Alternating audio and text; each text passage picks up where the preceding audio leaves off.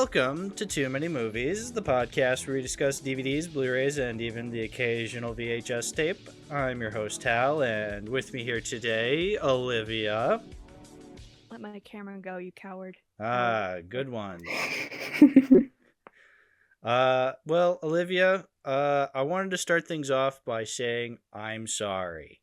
This is my apology episode because, a couple months back, I forgot I did this. I asked you, hey, do you want to have a Christmas episode with Muppet Christmas movies? And you were like, sure. And then I completely forgot I did that. I went ahead and went with the 3 other holiday episodes I did in December. And I realized, oh, wait, I forgot we were going to do one on the Muppet Christmas movies. Oops. So this is my way of saying, I'm sorry. You don't have a ukulele, so apology not accepted. Oh, sorry. Well, this is what I get for remembering your name. Payback. Yeah, payback, exactly. All right, well, anyway, today let's get started on the episode of movies you forced me to watch. I can't believe you made me watch these pretty good movies, actually. You had every right to say no. I mean, it's your fault. That's true. I rarely ever say no to movies suggested to me, so it is all on me. But hey, let's get started. Ferris Bueller's Day Off. That's the first movie you wanted to talk about. And boy, am I glad you recommended this. So can I take this? Give a little explanation of what it is for all 2 people out there who've been living under a rock who have no idea what Ferris Bueller's Day Off is? Go ahead. Well, Ferris Bueller's Day Off is a movie from 1986 written and directed by John Hughes. Anybody? Very famous writer-director. Written some classics, directed some classics. This is one of them. And stars Matthew Broderick. And, I mean, again, if you've never seen this, I'm kind of shocked because this is one of the most famous movies to come out of the 1980s. And that's saying a lot because a lot of famous movies came from the 1980s. But this one, very much so, is quintessentially 1980s movie, you know? Absolutely. So why don't you explain a little, what's your history with Ferris Bueller, Olivia? It's not very interesting, I'll say that. I think I heard about it growing up. I never watched it. And then just a couple years ago, I added it to my, watch list on Letterboxd, and then it was on Netflix one night, and I was like, you know what, I'm gonna watch it, and I had a blast. Okay, so that's kind of it. It's not one you grew up watching. Okay. No. Because I sort of did. I can't say I watched it a lot growing up, but I knew of it because my parents grew up in the 80s. They loved it. And so I grew up knowing what it was through either them or pop culture. So then, like, I can't, and then I started, because I definitely saw it on TV a lot too, like in bits and pieces would be playing on TV, and my parents would watch it, and I'd walk in the room being like, oh, okay, I'll watch this. But yeah, I would feel the last couple of times I've watched it on Letterboxd would be probably officially the times I've watched it all the way through. And I think this most recent rewatch is one of my favorites. Watching it, like, holy shit, dude, this movie's gotten way better the older I've gotten. Like, it is amazing. I feel I feel it deserves to be in my favorite movies list, like, up there. It is really, really good. I think my second review, because I have all my watches logged on Letterboxd, because the first time I watched it was when I started using Letterboxd, and my second review was something about how it gets better the older you think, it gets better the more you think about it, and then it gets even better when you watch it. So I completely agree. Yeah. Because I feel like, not to say that it has gotten detractors over the years. I mean, every movie has. What movie doesn't have haters and detractors, honestly? But it's interesting. Yeah, comment. Can you think of any? I was gonna say Beauty and the Beast, but then I was like, oh no, people have those stupid plot holes they bring up, so never mind. Yeah, people have the stupid plot holes, and plus we hate Beauty and the Beast. Yeah, and plus we hate the Beauty and the Beast now because we saw the Yummo cut. Like, that movie's ruined now. Yeah. I thought you were gonna say because the animation, not cinema or something. Well, that was my second reason, okay? Don't interrupt me next time. No, but anyway, because like I think it's weird because truly, why? I mean, I get it, sort of the whole Ferris Bueller revisionism. I feel I've seen. Not that I've seen it often. You go on Letterboxd, people love this movie. You ask any Gen Xer slash person who grew up in the '80s, they love this movie. Duh, it's a beloved classic for a reason. I just think it's interesting seeing when people say they don't like it and the reasonings they give it. I'm just like, I guess so, but also, like, really, this movie of all movies? I don't know. The only criticism that I can think of off the top of my head is people saying that Ferris Bueller is unlikable. Yeah, that's probably one of the biggest ones, is how much mileage people get out of Ferris as a character. And I get it, because I have seen people bring this up, how they're just like, oh, Ferris is so unlikable. He's kind of a dickhead. He's this snotty, bratty little kid who just doesn't know how the... He is a teenager. Well, that's partially it, but also he's a made-up person. He doesn't exist. He's a character in a movie. Like, I don't know, I just feel like people get so angry at that, and it's just like, he's a fictional character, guys. He doesn't exist. Like, he's not supposed to be real. He's supposed to be a fantastical character in a movie. Yes, a grounded movie, to be fair. But a movie nonetheless. And yes, he is a teenager. Of course, he doesn't know the way the world works. So he's gonna have a few holes in his logic, Yeah. But that's not what the movie's about. The movie's not about him being this awesome... I guess it is. But again, that's when I bring up the whole... Even though he is portrayed as an awesome character, again, mind you, it's a movie. It's not supposed to be realistic. Yeah. Like, yeah, he's kind of, I guess, bratty and stuff, but like, that's the point. He's a teenager. Yeah, and also, I also see it as like, I mean, he's not the character going through learning anything. He doesn't learn anything by the end. He's pretty much rewarded for everything he does, when in reality, the things he does in this movie shouldn't be rewarded. Like, he shouldn't really be skipping school, but like, Right. he's rewarded for it anyway. It's like, who cares? It is really Cameron who has more of that character arc. And how do you feel about that? I love Cameron. He is one of the best parts of the movie for me. He's not only is he... I feel like Alan Ruck is a better actor than Matthew Broderick. Yeah. I think Cameron's arc is so strong, and ultimately what the point of the movie is, like where the heart of the movie is, Cameron, like the movie, if it didn't have Cameron, would completely fall apart. Mm-hmm. I think his monologue at the end about how he's going to stand up to his dad, I think that's just so satisfying. It's like, just heck yeah. You go. You go, man. Yeah, because I feel like rewatching it, it's like, yeah, does he go a little far with destroying the car? Yes. Was it an accident? Yes. Is his father actually going to forgive him for destroying the car? We don't know. But it's the fact that he is... not likely. Yeah, these years not likely.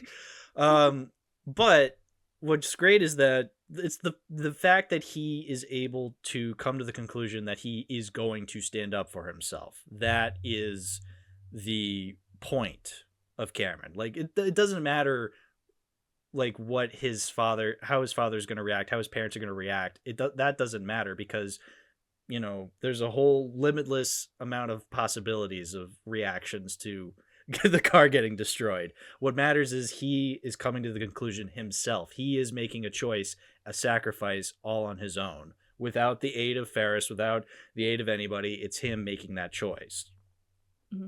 And I think also, whether or not his dad forgives him, I don't think it really matters, because they had such a perfect day anyway. Like, they're gonna probably have those memories for the rest of their lives, so it doesn't really matter. Yeah, it's probably all worth it. For if his dad doesn't forgive him, the day they had together was probably worth it. Yeah, that's the thing about this movie, is it's very much a movie about the now. You know, it's not really concerned with, it's not concerned with the past. It's not concerned, it's especially not concerned with, you know, the future and consequences and all that.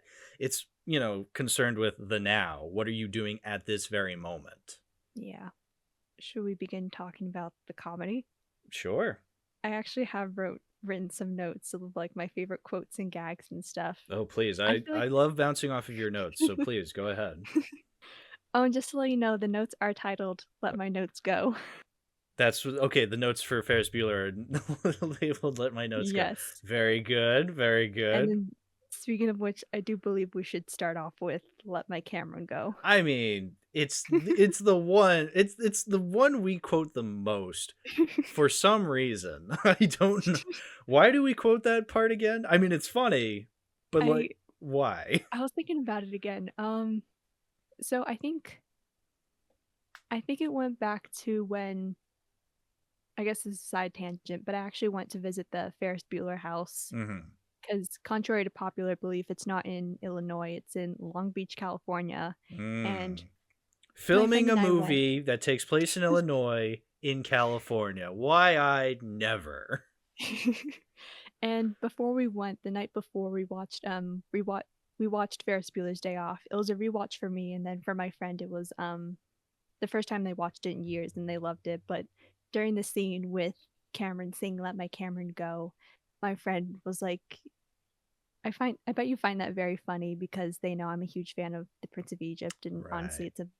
it's a Moses reference. Yes. So I was talking with you guys about how originally I thought it was an original song. I thought it was an original song written for the movie, but then we got into this debate that no, it's basically just a cover. They just switched the words like Moses with Cameron and stuff. And I don't know, since then we've been quoting it. I mean, it is a funny quote. Yeah. Let my Cameron go. No. Because, okay, yeah, I was actually thinking about that. I remember that night where you're just like, you can't find, I thought you were talking about the part in the score where they say, let my Cameron go. You can't find that in anything else. But I had assumed you had known about the song, Let My People Go. No, I didn't. Right, because that's right, because I showed you guys that clip from Sullivan's Travels when they go to the church, and Which there's I actually was gonna watch just for this podcast, just for the sake of it, to say that I watched it because it has one of my favorite actresses, Veronica. But I didn't do it. I still need to watch it. But yeah, yeah, you proved me wrong. it's what I do best. And then Piano clap. Piano. Your mic keeps like cutting in and out, like it keeps. Oh man. Yeah, it keeps like sounding like it's like cutting out, like it's unplugging or something, but then it like plugs itself back in. It's kind of hard to explain. It might be my adapter. Yeah, adapter. Okay. It has been kind of finicky. Should I just start over? Do like a different mic? I do have another one. It's not as good though. Mm-hmm. Should we just try it out? Yeah, try it out. Okay, let me get it. That's fine. I could still use like, you know, the first 15 minutes. Yeah. You can put the Homer Simpson singing the Spanish Flea song. There was a little Spanish flea, a record star he thought he'd be. Well, I can take this opportunity to look and see at the DM William sent me. I wonder if this will end up in the actual finished product, because I'm still recording right now. All right, William, what'd you send me? Pokemon Let My Cameron Go to the Polls. Oh, yes. So, apparently... Wait, were you saying stuff? No, I'm just talking to the audience right now because William sent me a DM that says, Pokemon Let My Cameron Go to the Polls. And I have to explain to the audience that earlier today, William was just riffing, because that's what William does. And he just goes, Pokemon Let My Cameron Go to the Polls. Is this anything? And I said, don't worry, William, I'll say it during the podcast. And he said, and I added you to be like, Olivia, remind me. And then he says, Olivia, don't remind him. Don't. He heard of singers like Beatles, the Chipmunks he's seen on TV. You come back to us. Did I? Yeah, you're back to us now. Okay. Okay, so I guess maybe just No, it's totally fine. Proceed. Yeah, all right, yeah, proceed. What were you talking about? Okay, so we had this piano assignment last year where we had the song Let My People Go, and we had to harmonize it with different chords and stuff. But when I found out it was Let My People Go, I was smiling throughout the entire classroom because of our inside joke. And I'm pretty sure my professor thought I was insane. I mean, look, let my Cameron go. Let my people go. Like it is the actual song with, just Let My People Go, but yeah. Yeah. I actually was watching the scene when he goes like, let my Cameron go. And the background like vocals do say Cameron. They say let my Cameron go. So that's an original version for the movie, which was awesome. Yeah, I just didn't know it was based off a previous song that's, I guess, in the public domain or something. Yeah, at this point it's probably in the public domain. So yeah, that makes sense. But yeah, let my Cameron go. I'm glad we've spent this much time talking about this not even 30-second sequence in the movie. Not even 10 seconds, probably. Yeah, not even. But hey, it's just very funny. Let my Cameron go. All right. And then whenever I was sick last week. I had a cold, and I actually did say out loud, "Let my Olivia go."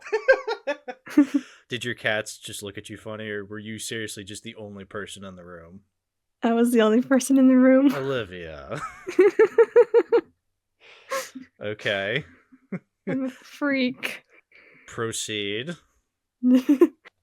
I have some other quotes and gags, like, it's a little childish and stupid, but then so is high school. Yeah, it's a good quote. I like that. I love that one. And then Cameron, when he's on the phone with Rooney, that is definitely one of my favorite scenes from the movie. The fact that I did write it down, for the fact that we thought it actually was Sloane's dad for the longest time, and then when Ferris was on the other line, when Rooney was like smack talking him, we were able to feel that secondhand embarrassment. But then it cuts to Cameron, and it's perfect. Yeah, it's great. Pardon my French, but you're an asshole. A family member dies, and you insult me. What the hell is the matter with you anyway? I love that though. What the hell is wrong with you anyway? My favorite one is Rooney.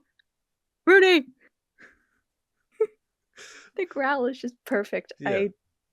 Alan Ruck was so good for this movie. He really is. This is like, I know this is seen as Matthew Broderick's defining performance, which it is, because when you think of Matthew Broderick, he was the star. Yeah, you can't really think of any other movies Matthew Broderick was in that reached the level of this. Like, yes, he was in Lion King, but Lion King doesn't work because he's in it, And he's only in like the second half of the movie anyway. Right, exactly. Whereas this is different. This is the only movie I can really imagine this being Matthew Broderick's best role. But yeah, anyway, my point is, yes, I think this is one of Alan Ruck's best roles as well. Yeah. I know he's in Succession, and I have yet to see it, but I did hear he's very good in that. Yeah, I hear like every actor in that show is very good, so. Yeah. It is Succession after all. Yeah, it was the show for a while. Mm-hmm. And then I have some others. I love the fact that Ferris breaks the fourth wall with his soliloquy at the beginning of the movie, and I just love when he occasionally glances at the camera. Yeah, I like him talking to the audience. I especially even like little moments when he won't even talk to the audience, but he will still acknowledge us. There's that part at the end when Jeannie confronts him and Rooney, and then he just looks at the camera. He doesn't say anything. He just looks. It's great. Yeah, this is one of those movies where it does the whole fourth wall breaking perfectly. I think in recent years I've really soured on meta / fourth wall breaking humor. It can be done. I absolutely agree it can be done. It's just it's a lot more rare for me to actually love it in a movie. So, and this is a good example of it being used. Because again, Ferris is a fictional character, and John Hughes knows that, and the audience knows that. And I feel like it does add to his kind of laid back personality, where he's so relaxed, he doesn't care that he's in a movie. Like even him as a character can just acknowledge the audience. That's how laid back and kind of chill he is, you know? Mhm. He's And I not think he's not trapped by the logic of the universe, you know, of his Mhm. universe. I think the earlier it's set up in the movie, the fact that it's more established that a character can break the fourth wall, I think it's better. Because I remember I watched it's kind of a guilty pleasure for me, but I like the Jim Carrey Christmas Carol movie, Yeah. and at the very end, Bob Hoskins crap, what's his character's name? The one that Kermit is in Muppet Christmas Carol. Bob Cratchit. Bob Thank you. I can only understand things through Muppet movies. But Bob Hoskins plays Bob Cratchit in the Jim Carrey Christmas Carol, and then it's never established that he can break the fourth wall until the very end of the movie, and I'm like, what is this? Yeah. I mean, I semi have a soft spot for that movie too, but even I have to admit it has some really weird choices in it. And even when characters are like, look at the camera and they say like, can you believe this guy? I'm like, ugh. It's so Like, bad. it's a fine line. It's a fine line. Yeah. Get a load of this plot line. It's like, stop. Yeah. Whereas this, there is a reason for Ferris to acknowledge the audience. And also, every time he does, it is funny. Mm-hmm. And then some of my other favorite moments of him looking at the camera was when, I think it was when he was sitting, oh, right, it was when he first sat into the Ferrari in the garage, and he's getting comfortable, and he looks at the camera, and he's like, oh, yeah. Yeah. And then when Stallone, Ferris, and Cameron are in the cab, and Cameron says they haven't seen anything good today, and Ferris is like, see, what? And he looks at the camera like, can you believe this? Yeah, that's great. He doesn't, if he actually said it, he would have crossed the line, but the fact that he just looked at the camera was perfect. Yeah, he's like, and at that point in the movie, he's acknowledged the audience enough times that he can just do that, and we understand completely. Mm-hmm. And then I have a couple others, like another one of my favorite moments is when Rooney is running down the hall, but then he has to stop and walk in front of every classroom because they have a glass door. That is so good. I noted that too when watching the movie again. And I was like, yeah, that is so like school administrator hard ass behavior. Like it's so good. He has to keep up an image even though he's insane. Mm-hmm. And then once he leaves the school grounds, it's right before he goes into that pizza parlor. He puts on the sunglasses and then they flip up and you have that big band, yeah, like crescendo, and then he puts him back down and there's another big band flourish and it's perfect. Yeah, the implementation of the music in this movie is very, very good. I mean, we did already talk about Let My Camera Go. Yeah, exactly. Like, it's little extra bits like that give the movie personality, and it's great. Mm-hmm. Because that's what this movie needs, a personality. Well said. Thank you very much. And then, yeah, Let My Camera Go, and then I also love Do You Have a Kiss for Daddy? So that's how it is in their family. I do really think I guess Rooney kind of fell for it, but the fact if Stallone didn't woo while they were leaving, I think they would have gotten away scot-free. Yeah, I was thinking about that because, like, I guess, yeah, he did fall for it. He was falling for it. How they just let her go, but I guess there would be no story if he didn't pursue. You know. Exactly, but I was thinking about. Like, I think it stupid also, Stallone. Yeah, but it also adds to him as a character. Like, he is just that much of a hard ass, that much of a crazy psycho, and obsessing over this one boy at his high school. He's like, he wants to nail him so hard. I really don't want to say that because I don't want to make that many pedophile jokes considering it's Jeffrey Jones, but You know what I mean, though. He's obsessing over Ferris. Yeah, I mean, And it's pathetic. he should have gotten arrested for the stuff he did. Oh, wait. Didn't he? But Oh, wait. I thought we were still on Jeffrey Jones. Fuck, I'm so stupid. Yeah, no, I think... Yeah, oh yeah, because... Well, okay, so Rooney, the character, yes, he breaks into Ferris Bueller's house when he shouldn't have. He did park in front of a yellow hydrant and then get his car towed. Something I just noticed because my sister pointed it out. So when he gets the flowers, I always thought he just dropped the flowers in front of the dog and the dog just fell asleep because they were like sleeping flowers. But I'm pretty sure what he did was he knocked the dog out cold by dropping the vase on its head. Yeah, that's what he did. I never noticed that. Holy shit, that's incredible. I honestly thought it was something similar where I thought the dog was eating the flowers and then he slept because, I guess they were sleeping flowers. But he just full on bonk. That is diabolical. I love it.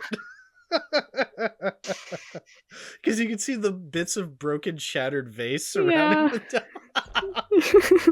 Oh, that's so good. Sleep tight, pooch. Yeah. It's okay, though. The dog gets revenge because it's okay and it just attacks him at the end. So, Speaking of the dog, I think it's a little weird how they don't establish that earlier. Yeah, it just kind of shows up at one point. And you're just like, oh, there's a dog in this house. I don't mind it because it's just a pet. So it's like, oh, there's a dog here now. Okay, whatever. Yeah, I guess just a little weird. You think you heard... I think there was a dog barking early on in the movie, but I can't remember. Yeah, I mean, considering how tight the rest of the script is, the fact that they it's fine. Dog, it's just it was something I noticed early, or something I noticed during this watch. Sure, yeah. I've been wanting to check out the director's commentary and see what John Hughes says about it. Yeah, because this 4K does come with the commentary. I was thinking of watching it, but then I'm like, no, I want to watch the movie on its own. Yeah, I did watch a clip of him talking about it. He talked about it was during the museum scene, and he was talking about Cameron, about how John Hughes himself said that he used to go to that museum a lot, I think when he was younger, and then when Cameron is staring at the painting, it's supposed to be him. Like, the more you look into that specific painting, the less you see. Yeah, that is something that is literally happening in the editing, because as we get closer to the painting, it starts to be a little kind of abstract and you can't really understand what you're looking at anymore. It's supposed to be like a little boy's face at that point, but then you just see the blots of paint and you can't really make out what it is anymore. I felt kind of stupid because I remember during my first watch, I didn't really understand what was happening. Yeah. But I was able to get a better grasp at it during later viewings. I mean, yeah, even as a kid, I didn't understand why he's staring at the painting, but I feel like you still get a feeling during that scene. So you know something is happening, story-wise, character-wise, whatever. Even if you don't understand what it is, you understand something is happening, even though technically nothing is happening on screen. Right. I mean, seriously, talk about that museum scene. So good. It's funny. So good. And just it is a vibe, if I could coin the term. My bullet point is museum scene is, in all caps, immaculate. And actually, a couple months ago, I watched the entire scene was on an Instagram reel. Like, I watched the scene as an Instagram reel a couple months ago, and I was looking at the comments, and there was... The top one said that it was like this guy, he went to that exact museum however years ago on a date with a girl, and it turns out they had their first kiss at that mosaic where Ferris and Sloane are. Oh yeah. And he said something about how it didn't work out between them, but he always remembered her. And then later he ended up watching the movie and they kissed at that exact same spot, and he just thought that was incredible, and that comment made my day. Oh, I thought this was a thing where he said, oh, we were at that exact mosaic purely because of Ferris Bueller, not... No. Oh, that happened naturally, and then he saw Ferris Bueller. Okay. Yeah. Because I was gonna say like that. I thought, yeah, that's where I thought the comment was going. Like, oh yeah, we went to that exact museum in this movie we love, and we kissed right at that moment. Like that people No, he do had that, no, he had never watched Ferris Bueller at that Wow. point. Okay, yeah, because people do that though. They'll just go out of their way to recreate scenes from movies they love and just go to the I mean, exact spots. I don't blame that's what them. that's what I did by going to Ferris Bueller's house. Even though somebody probably lives there, and you're just like hanging outside the gate, just like, let me in. I was on the street. Wait, no, Okay. yeah, okay, sure. I swear. But okay, one last thing I'll add about that. It was very cool because my friend and I went around Halloween time, so all the other surrounding houses had like they're big, gigantic houses because obviously California, they're California, expensive. yeah. But they had all these just huge Halloween decorations, and it was really cool. And then what else do I have? Oh yeah, so aside from the house, Ferris Bueller's house, which is in Long Beach, Cameron's it's somewhere in Illinois, like the outskirts of Chicago. But there's a couple scenes that are still in California, like the very last scene when Rooney is picked up by the school bus. That's That's like California. that's a couple blocks away from the house. And I Okay. think I actually drove on that street on my way to the house, so that was pretty cool. Did you see a school bus trying to let a school administrator into it? It was like after No, 6 I o'clock. didn't. Okay. If I saw Jeffrey Jones, I'd be like, call the police. Well, no, I wouldn't expect you to see Jeffrey Jones. I hope And then, not. and then the scene of Jeannie when she gets out of the car and she sees the Save Ferris water tower. Yeah. So the shot of Jeannie, this scene of her looking up at the water tower is in California, but the water tower is in Illinois. Wow, she could see it all the way from California? That's a pretty Yeah. big water tower. I mean, I guess they got rid of all the smog and stuff here, so. Topical. Oh, no, that's not what I meant. Oh, you were just talking about generalized disgusting LA smog. Okay. Yes. Well, that's timeless. Damn it, now I feel bad. Oh, it's fine. And then, oh yeah, here's another fun fact. The shot of Cameron's hand when he's pressing the landline, that's actually John Hughes's hand. Because he wanted to send. What scene? I don't. It's when Cameron is in bed. Right. Oh, really? Okay. I don't know who told me that, but John Hughes just wanted a certain melodrama to the way his hand moved, like his fingers kind of circle before he presses the button. Yeah. He I thought that was. He couldn't get Alan Yeah. Ruck to do that. He could get Alan Ruck to do literally everything else, but he couldn't get him to push a button properly. I guess so. I don't know. Did he just want a rare director cameo of being like, oh, my hand is in the movie? Maybe. I don't know. And then I love the moment when Salone, when we first see Salone, she's in her classroom. And I love the teacher going like, in what way? I think it's so funny. See, what sucks is that everything the teachers are talking about, like the lessons themselves, sound interesting. Like, I want to hear about 1930s tariffs on, exporting goods from like the Republican House. I think it was. Anyone? Yeah, it was like, Anyone? yeah, that's Great Depression. That sounds interesting. Except it's just that, if I was 17 in 1986, that is the absolute last place I would want to be at. It's because it's school. It's like, I don't want to learn that in school. I want to learn that on my own. I'm 21, almost 22, and I still find that exceedingly boring. I'm old now, so like history fascinates me. I've entered my history phase where I'm just like, I got to learn history. But again, when I was 17, no, I was interested in Star Wars, But yeah, I love the scene of Salone's introductory scene when she's in the classroom and she's about to fall asleep. Yeah. And the nurse is coming up to, tell her about her quote unquote grandma.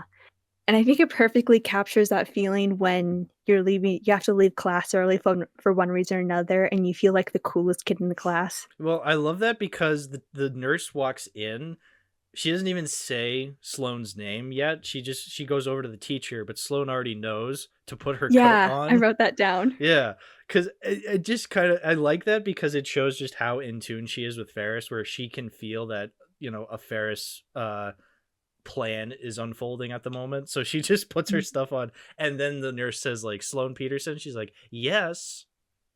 Yeah, that's my favorite part, when the nurse says Sloane Peterson, and then she goes, me. And you do realize, or Ferris definitely did tell her like a bunch more about her plan before that day, because she already changed her voicemail to she changed her voicemail to saying, like, we had a death in the family, we can't get to the phone right now. I was thinking about that. I'm like, when did they have time to re-record that? But then I thought, it's a movie, who cares? I think it's so funny that obviously realistically it wouldn't work, but the fact that they went so far to change their voicemail to say, we have a death in the family, we can't get to you right now. And she's crying while doing it. It's hilarious. Yeah, it's funny. Like, that's why they put it in the movie. They didn't think about it logically. They're just like, what would be the funniest option? And they went with that. Exactly. Just like how, whenever a person comes up to the door and rings the doorbell, he has a voiceover already just pre-recorded, ready to go. And I guess I would lead into something I did have. So, have you heard about the theory that Ferris might be living in a time loop, like a Groundhog Day situation? Elaborate. Okay. I don't know where I heard it from, just somewhere online, but there's this theory that obviously Ferris lives in a time loop. And I did write some of the, like, there's kind of solid evidence. Like, he sings Danke Shane in the shower. That's the song that they sang during the parade, since it was a German parade. He's expecting it. Okay. And then when he gets out, he references the Beatles, which is the next song they play at the parade with Twist and Shout. Twist and shout, twist and Twist shout. and shout. And then when Ferris calls Cameron hangs up, but Cameron says to himself, I'm dying. And then Ferris calls him again to say, you're not dying, you just can't think of anything good to do. And then Cameron calls Ed Rooney's office, says Salone's dad, right when Ed asks for his number. Almost like, yeah, he could see that coming. I guess. I think that's more to the fact of, like, just how in tune Ferris is with this kind of behavior of taking the day off. And also with the Cameron thing, it sounds like just him being in tune with his friend. Like, he knows his friend so much that he knows right as he hung up, he said, I'm dying. And he just calls him back being like, no, you're not, dude. like he just knows, I mean, they have been friends since the 5th grade, and I don't necessarily believe in it. Oh yeah, there's another thing with Ferris, like, he knows where to catch the baseball at the baseball game. Yeah, again, I think that's just pure luck and adds to the comedy of Ferris being one of the luckiest kids in the world, where he can skip school and just get away with it. Like Cameron talks about this when he talks with Sloane, how he's just like, Ferris gets everything. And I also like that part when he's talking with Sloane, because Sloane's like, what do you think Ferris is going to do after high school? And he's going to be a fry cook at Venus. Yeah. Which is not a glamorous thing. So I feel like the movie's kind of in tune with that, where they're just like, yeah, maybe this guy does peak in high school. But again, it's like, who cares? We're not concerned with the future consequences. We're concerned with the now. Yeah. I don't necessarily believe in it, but it is just fun to think about. Yeah, it's a fun idea. I don't entirely believe it, but yeah, as a theory, sure, that's neat. Yeah. That's insert film theory quote here or whatever. That's just a theory. A film theory. A breakfast theory. And then, yeah, there's just some other moments I love, like at the beginning and end when Ferris is talking to his parents and he has to pretend to be sick, but he just progressively gets more delirious. Yeah, more babyish too, and his parents are just falling for it, like, oh, our son, our sweet little boy. If you need anything, call. Yeah. Ring-a-ding-ding. He does the fucking hand thing with the call. And then I also love Okay Pumpkin. Yeah. It's so stupid, but And then at the end, his dad is like tucking him in, and then he pretends to bite him, and it's so. that is strange. So he's just like, nyang, nyang. It's just like, okay. Like, I feel like if I was acting this way to my parents at that age, they'd be like, "Could you fucking stop?" Like, that's weird. But he's sick. Remember, he's delirious. He's sick, and he's their sweet little boy. I guess he can do whatever. I mean, hey, as his parents love him. Like, I get that much. Even though they're not in the movie often, when they are there, it is exceptionally clear that they love Ferris. Mhm.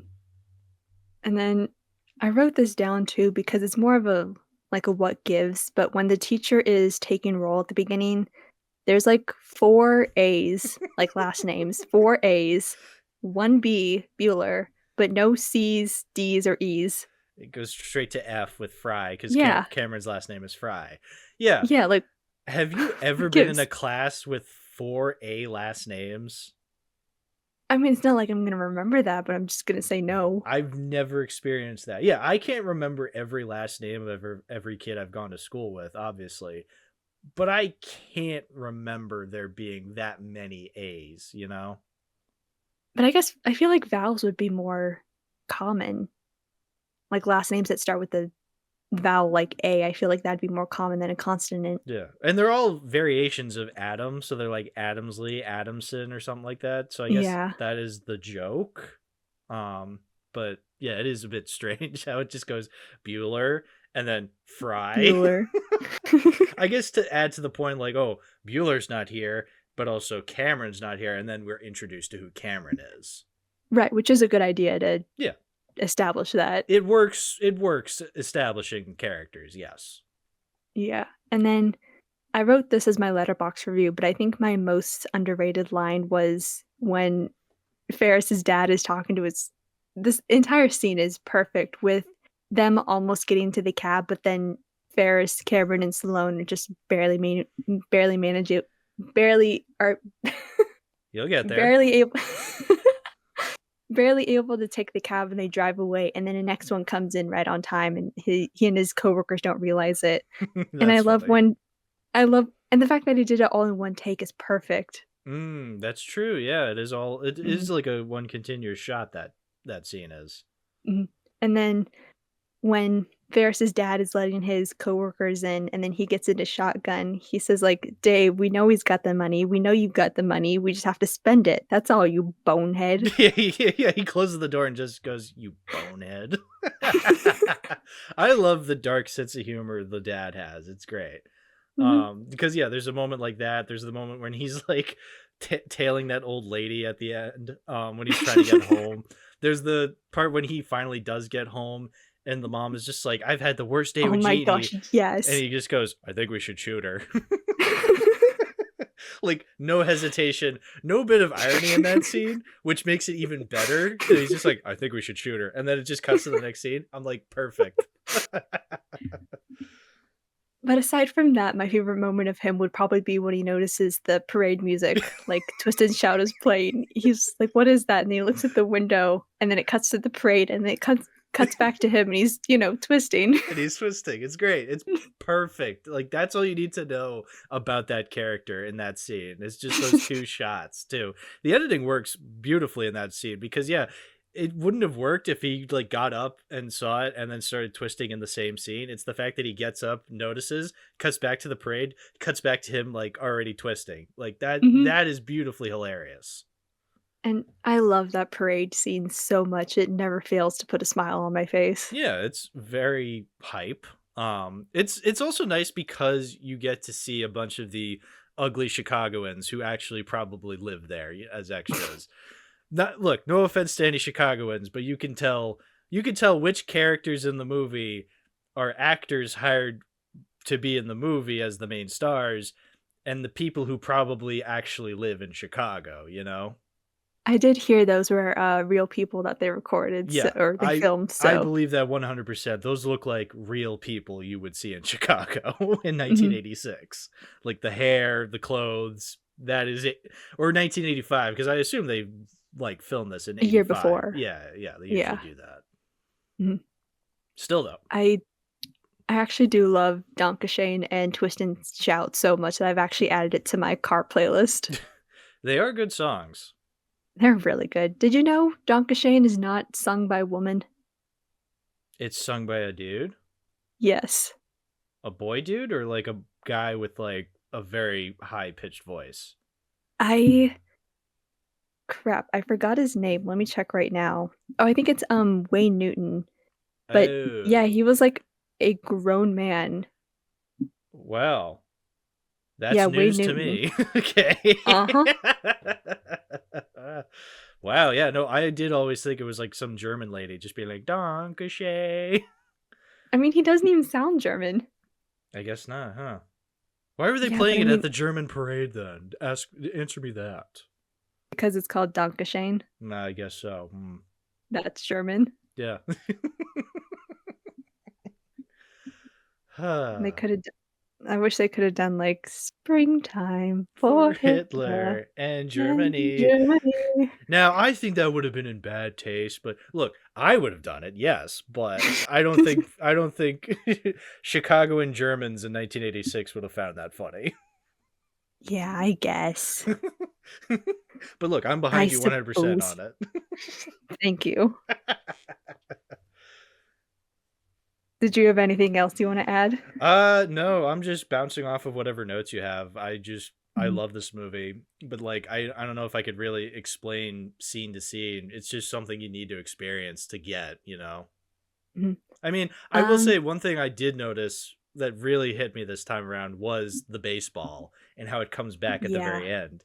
How he Mhm. catches it at the game and then he uses it to turn off his stereo before his parents walk in. Mhm. It's perfect. Like perfectly written script.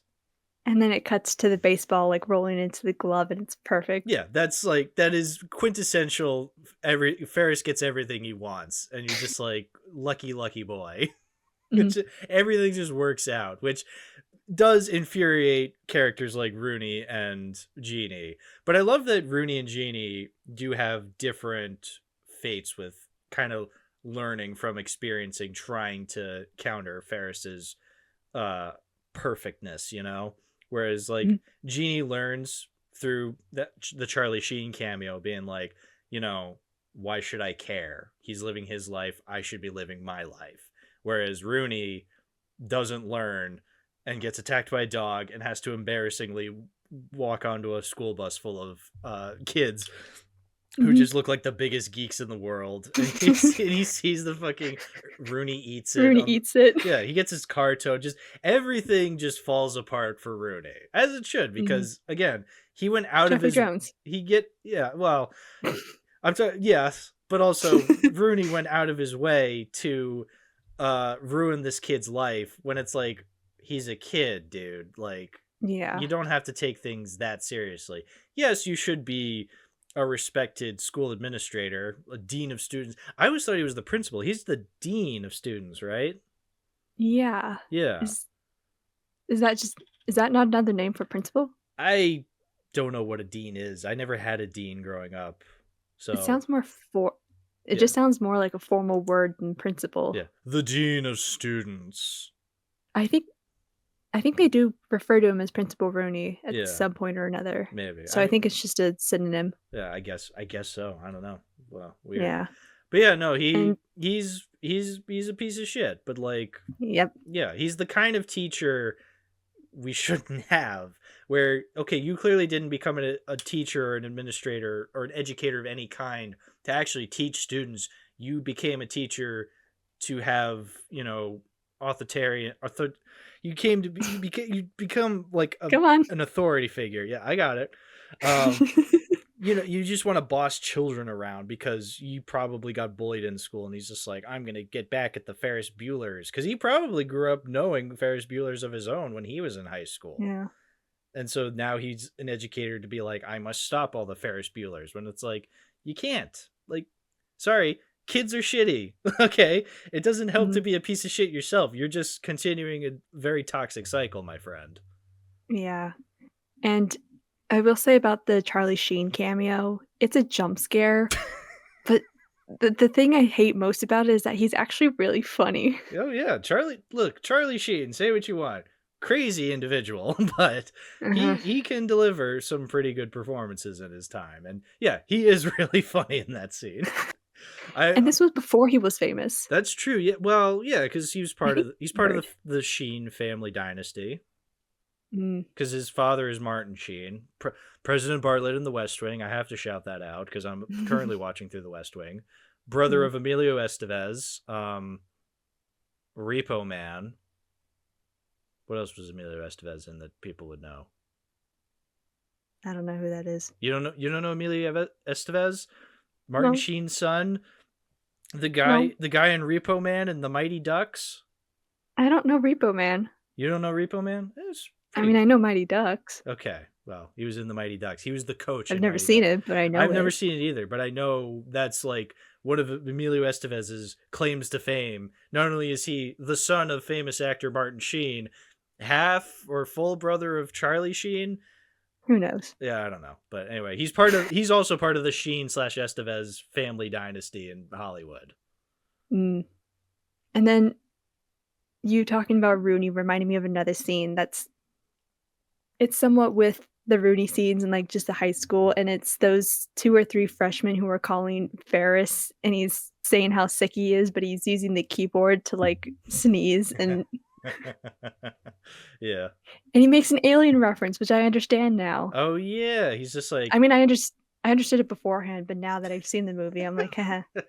yeah. Well, actually, he says like, when the alien's in the guy's stomach, it's like chest actually, because it's a chest burster.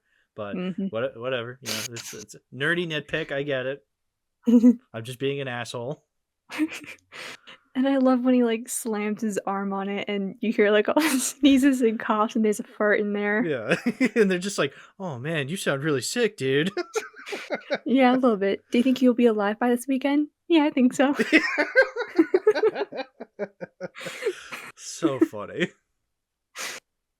This is definitely one of my absolute favorite comedies. I can see that. Yeah. I don't know if it's one of my favorite. If it's not top 10, definitely top 20. I mean, it's still up there. It's one of my favorite movies, Mm-hmm. But like it is funny. Everything about it is hilarious. Even when it's a reference that doesn't even make sense. Like we have to talk about the valet drivers that just steal the car and they're just playing the Star Wars theme song while driving in front of Chicago. Like, why? It's camp, but it's great. Yeah, why is it the Star Wars theme? Who cares? That's just a theme that was popular in the 80s and like everybody knows what it is. I guess that's a good enough reason. It's like, okay. Did you hear there's going to be a spin-off movie about the two of them and it's what they did while they were taking the Ferrari on a joyride? Is that actually happening? Yeah, they are planning that and it's going to be on Paramount Plus.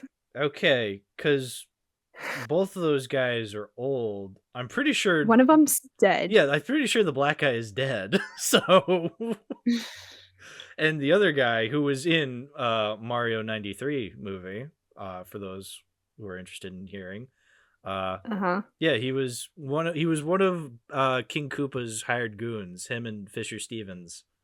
I've never seen the movie. Oh, come on, Olivia. It's the Mario 93 movie. Look, what was once seen as the worst video game movie ever, 30 years later, people are like, it's still a terrible Mario movie, but goddamn if it isn't funny.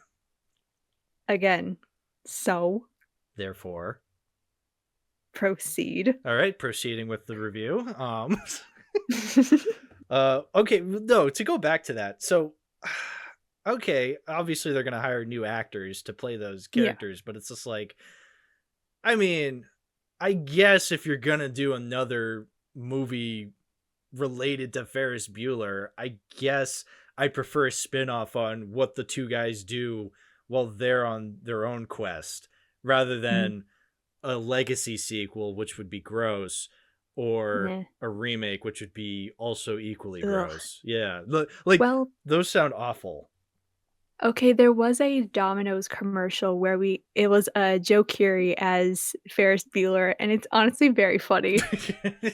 I know there was like a Super Bowl commercial that was masquerading as maybe being a commercial for like a Ferris Bueller reboot, but then people realized, oh, it's just a Super Bowl commercial and not really. And people got mad, but it's like, you people realize you don't want a Ferris Bueller sequel. You don't.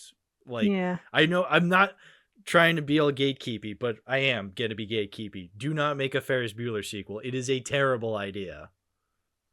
Okay, but I actually do love that Domino's commercial because, yeah, it's Joe Keery as Ferris, and it came out in 2017. So this was when season 2 of Stranger Things came out, and Yeah. obviously he's Steve. Yeah. So it's basically him recreating the last scene of him racing home, and I think he's trying to beat the Domino's driver. And there's a fun moment where he's running down the street, and in the movie he's running next to his dad, but the guy in the car in the commercial is Alan Ruck. Oh, cute. Yeah. I mean, look, if anybody was going to play a Ferris Bueller-like character in a modern setting, yeah, it would be Joe Keery.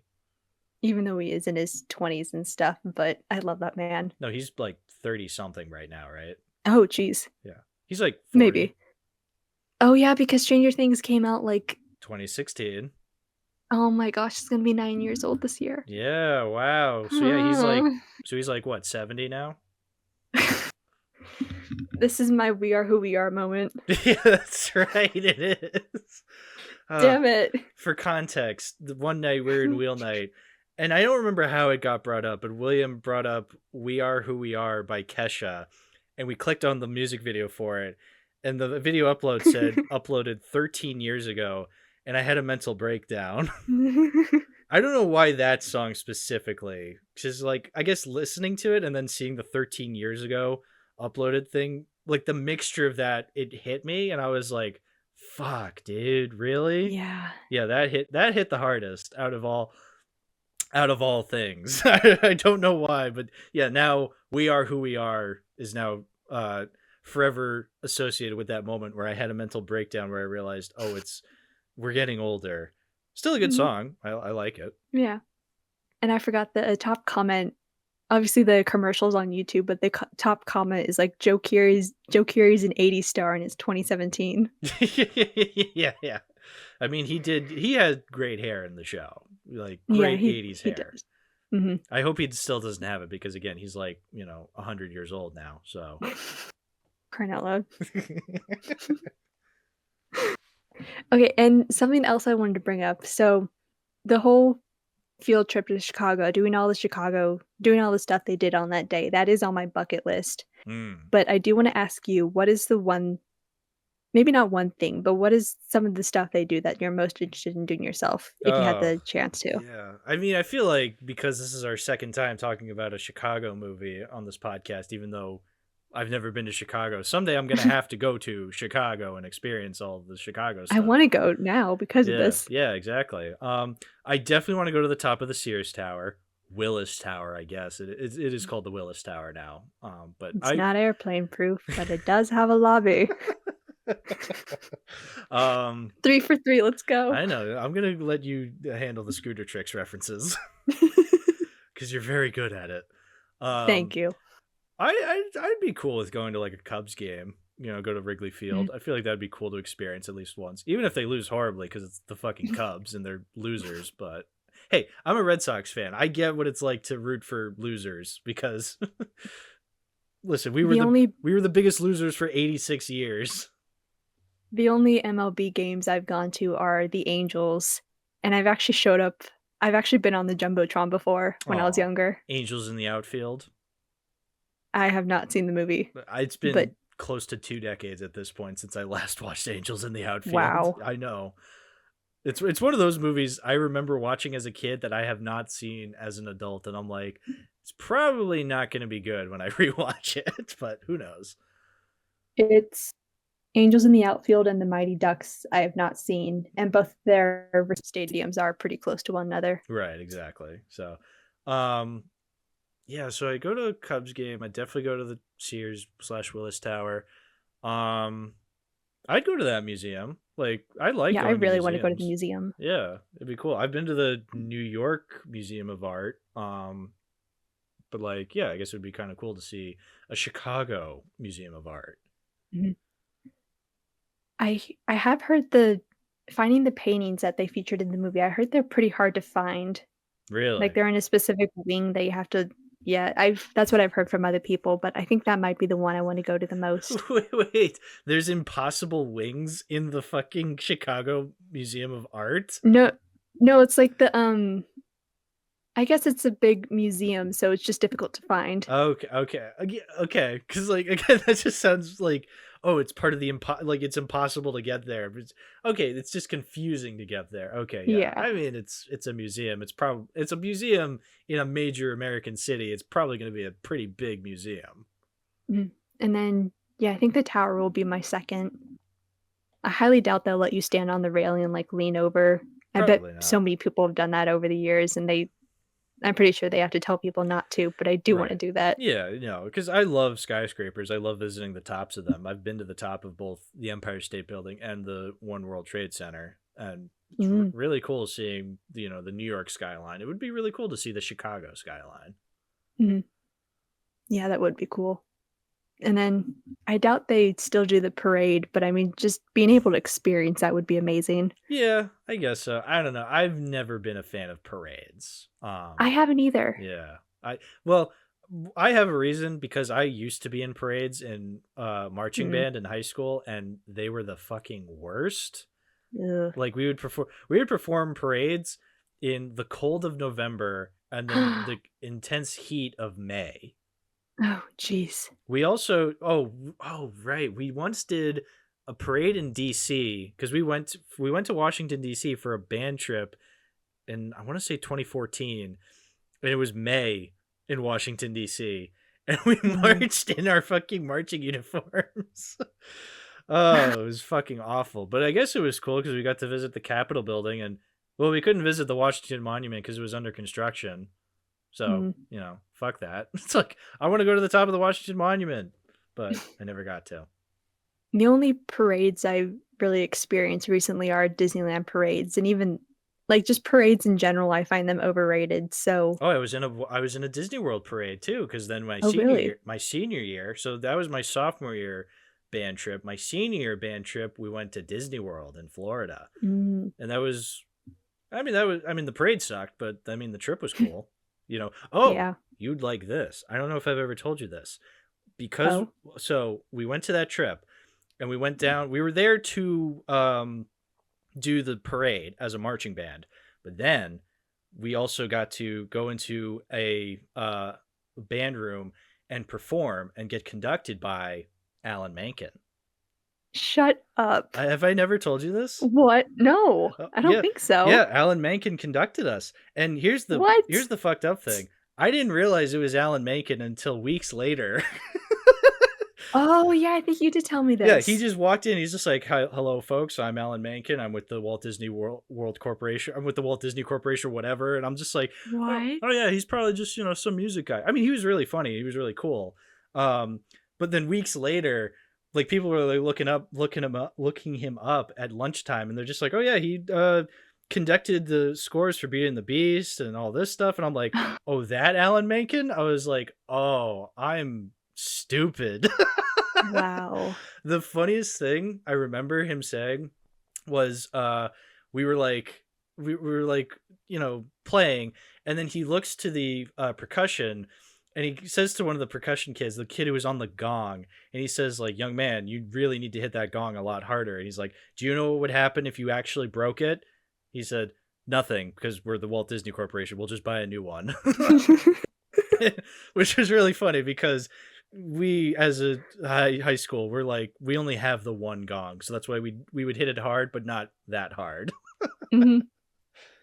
So he's so real for that. Yeah, no, I know he does. He was very nice. He occasionally does some like live concerts and stuff, and I've missed the chance to go to a couple, but I want to see him perform live so bad. Yeah, and it was really cool to get conducted by him. I'm like, wow, yeah, the guy who did the score for some of my favorite Disney movies is conducting me. But again, I didn't realize that in the moment because I'm a fucking dumbass.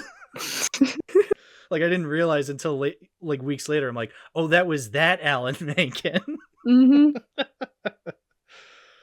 So yeah, I probably would have fainted. you probably would have. Yes. I do want to meet him someday. Man, that really is awesome. That's my one Ferris Bueller moment. I got to meet Alan Menken, and I didn't even realize how lucky I was in meeting Alan Menken. Anyway, parades suck. That's my point. Yeah. There's so many better things to do at Disneyland. Yeah. And of course, you have to deal with the crowds and everything too. I've actually, it's going on 10 years now, because the last time I was at Disney World was in 2015, and yeah, that was that was 10 years ago. Wow. Because it was 2015. Last time I went to California Adventure with Lazy Bones over the summer when he was here in the area, and then before that, my friends and I went to Disneyland and California Adventure. We went on Barbenheimer Day. Okay, yeah, Barbenheimer Day. And we were saying hi Barbie to one another. You must have been very not annoying. Yeah. It was because the night before we went to a Thursday night showing of Barbie, Mhm. and I don't think any of them saw Oppenheimer. I saw it on my own time later, but we were very Barbie pilled. Yeah, I'm sure you were. Yeah. Mm-hmm. Is there anything else about Ferris Bueller? Yeah. I love this movie. I'm sure there's a lot we could go more into, but like, we have another movie to talk about, but also it's like, Yeah. what else can I say? I love this movie.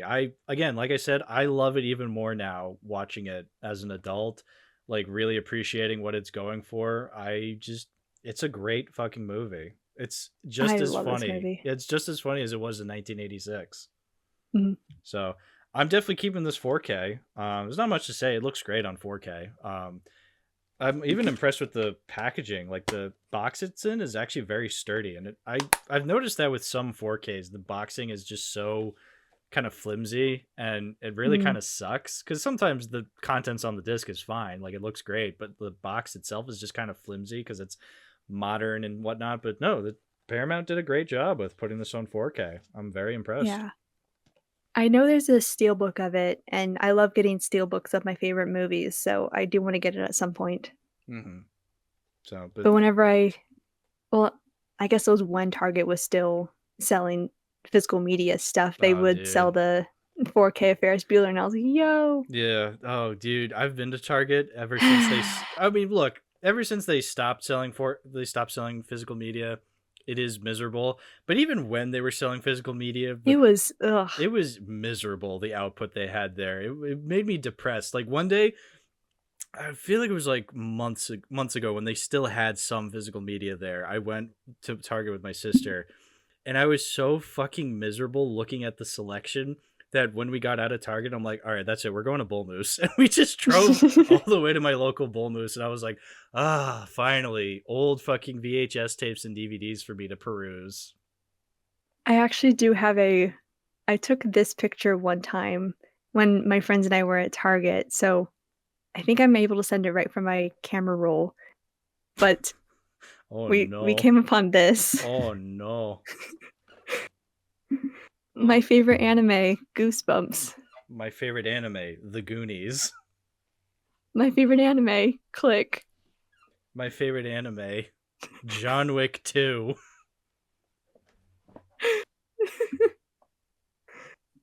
And I think that's like what is that? Nintendo card at the... I can't tell what it is. There's a Nintendo card? Hold on, let me look.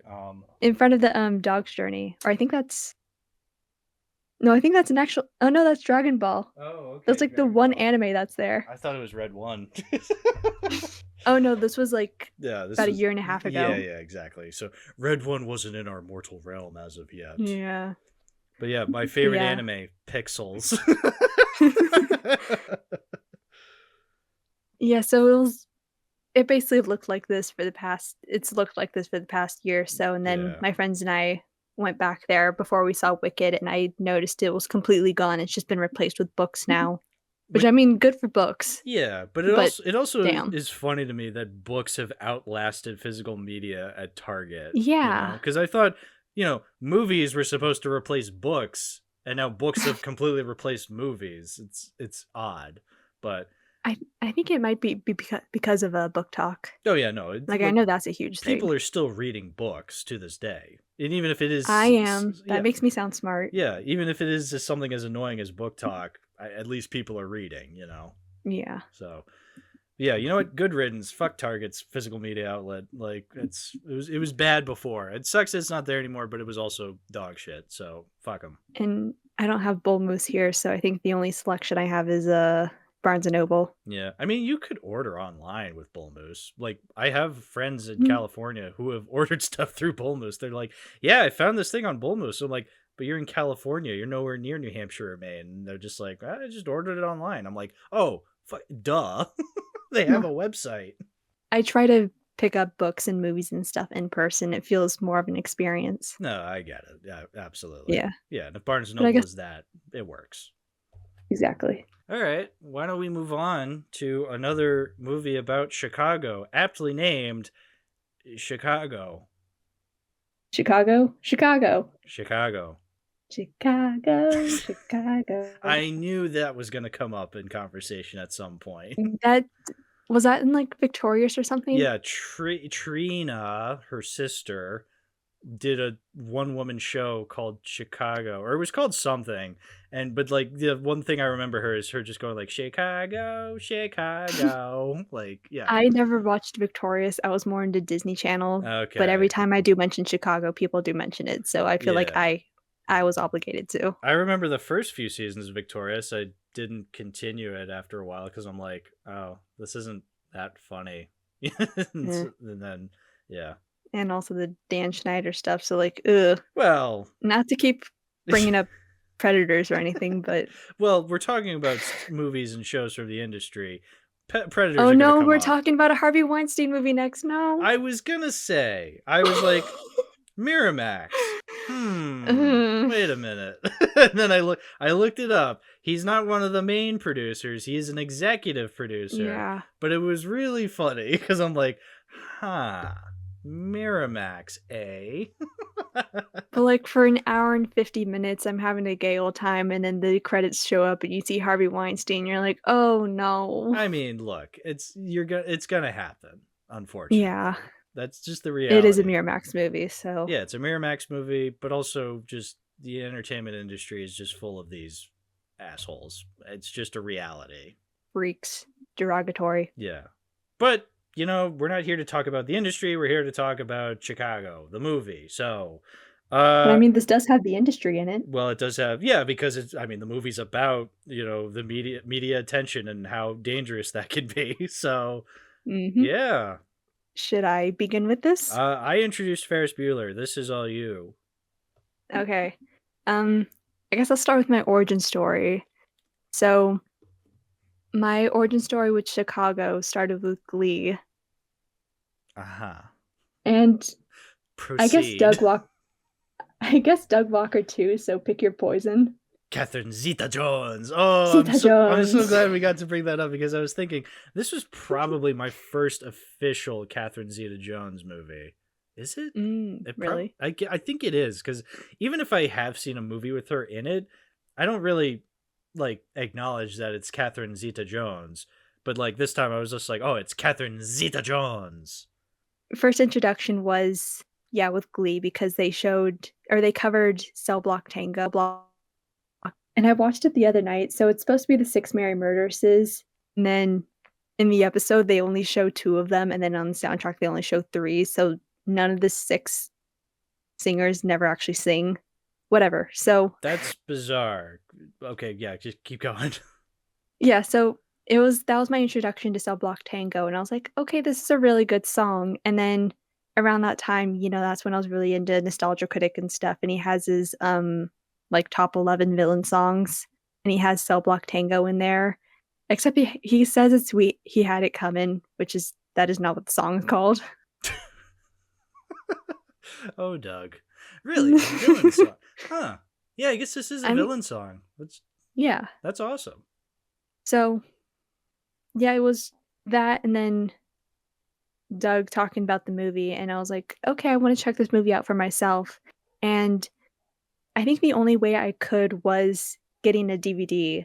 And my uncle used to live with my mom and I when when I was younger, and he had the DVD, but then I guess he lost it. So basically my mom was able to buy the DVD for me, and that's the one I still have. Oh, look at that. Mhm. See, And that now I was a love the good movie. story. Yeah. I mean, it's no perfect notes, but No, it's not. Oh, by the way, what are the notes for this one called? Cell Notes Tango.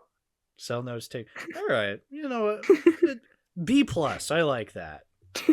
Thank you. Thank you. You may proceed with the episode.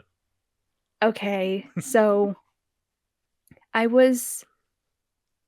think the Glee and Nostalgia Critic stuff, I think that was about maybe late middle school. So I started getting into Chicago late middle school, early high school. And yeah, it's just kind of stuck with me after all these years. I saw it in theaters last year at my beloved art house theater, the Frida Cinema. They were showing it, and it was very cool to see it on a big screen. Mm. And yeah, I just think this movie slaps. Yeah, it was a weird first watch, but honestly, I've been thinking about it since watching the movie, and I gotta say, yeah, it was very good. Mhm. The live action was very good. The live action was very good. See, so this is based off of a musical, right? Yes. Duh. But like, even though it was based off of a musical, I feel like I really like its presentation as a movie because a lot of it is done. A lot of it does have a lot of dream sequences. Mhm. And I feel like I like the speed of the editing to kind of flip flop between the two state of minds. And I can kind of see how they would probably achieve that kind of stuff in musical form, like on theater. But I like the kind of flashiness it has as a movie. Because then Yeah. you're able to flip flop between two different filming days where you have Billy Flynn dressed as a lawyer and then Billy Flynn dressed as a ventriloquist guy. Mhm. You know, just to name an example. Right. And they did say, like the director Rob Marshall and crew members have said that it like initially it is very difficult to pull off this kind of like obviously all the musical sequences are in her head, and it was difficult to pull off that in a movie, but they pulled it off so well. And the thing that really stood out to me this watch was the editing. The fact they were able to cut back and forth from the musical numbers to the real world, and like the dialogue, just it was so seamless. Yeah. Yeah, so this is based on a musical. So the movie is based on it's the revival of a musical. The revival came out in 1990 something. And then yeah, it's the revival of the original musical from the 70s. And fun fact, the guy who played Billy Flynn in the 70s musical is Jerry Orbach, who's the voice of Lumiere in Beauty and the Beast. Ah, okay. Yeah. And you know what? To connect that to Ferris Bueller, he's the dad in Dirty Dancing, and Dirty Dancing Oh, stars yeah. Jeannie from Ferris Bueller. Mhm. So there, wow, Yeah, I look at forgot about us. that. Look at us with the connections. 6 degrees of Kevin Bacon we are. It's in a Nerdle right now. Yeah, exactly. The musical is based off a play from like the 20s, I think, which was written by a what's the word? Like a journalist, like a journalist from that time. Right. So basically the entire story of Roxy and Velma is based on a true story, since the the playwright who wrote the play was a journalist, and she had to report about these two separate murders about these two women who killed their loved ones. Mm-hmm. And it's about and how they got famous and stuff over it. So in a very long-winded way, Chicago is based on a true story. Yeah. I can see that. I mean, because, like, you know, it is, even though it has elements of, you know, musical theater and dream sequences, the story itself is relatively grounded. Mhm. Because it is just about, you know, these murderers who murdered people they know, and then they're in jail, and they're using their fame, as it were, or their infamy rather, to like Right. kind of win the public's view, Sympathy. win the public sympathy, exactly, and just Mhm. kind of like you know, be the center of attention, and like they're like trying to fight for the center of attention, because that's all they care about is being famous, you know, even though they're famous And for no, you go ahead. they also care about love, but Yeah, they totally do. Yeah, but that's something I've really thought about with this movie, is just I love how shitty everybody is. Like everybody in Yeah. this movie is so shitty. It's great. It's Mhm. because And then I forgot there's what? no, I was just gonna say, like, I love how shitty everybody is, because again, they're all they care about is the spotlight. They care about being famous. They want that 15 minutes of fame, or they want to like extend that to like as long as possible. They want the glitz and glamour, even though they killed people. It's like that's Mhm. they did the most erroneous and like heinous shit imaginable Erroneous.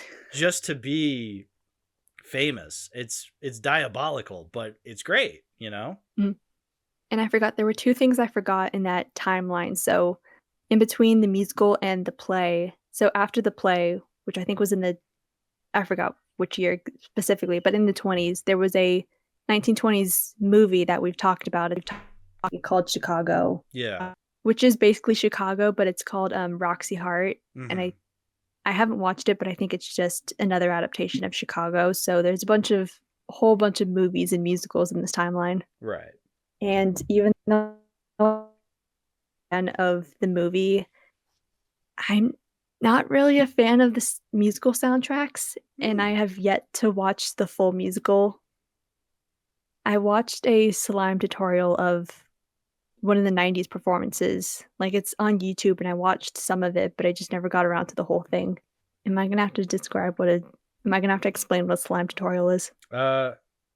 No, I know what it is. It's the TikTok video that has like the oddly satisfying like slime in the corner, or is the Oh, video. no. I've been off TikTok for years. No, so for normal people, a slime tutorial in the context of musical theater it's what you normal people would call bootleg.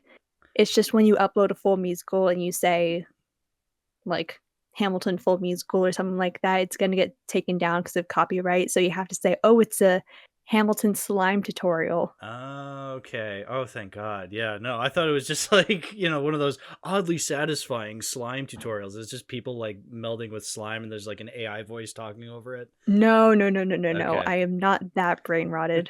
Good.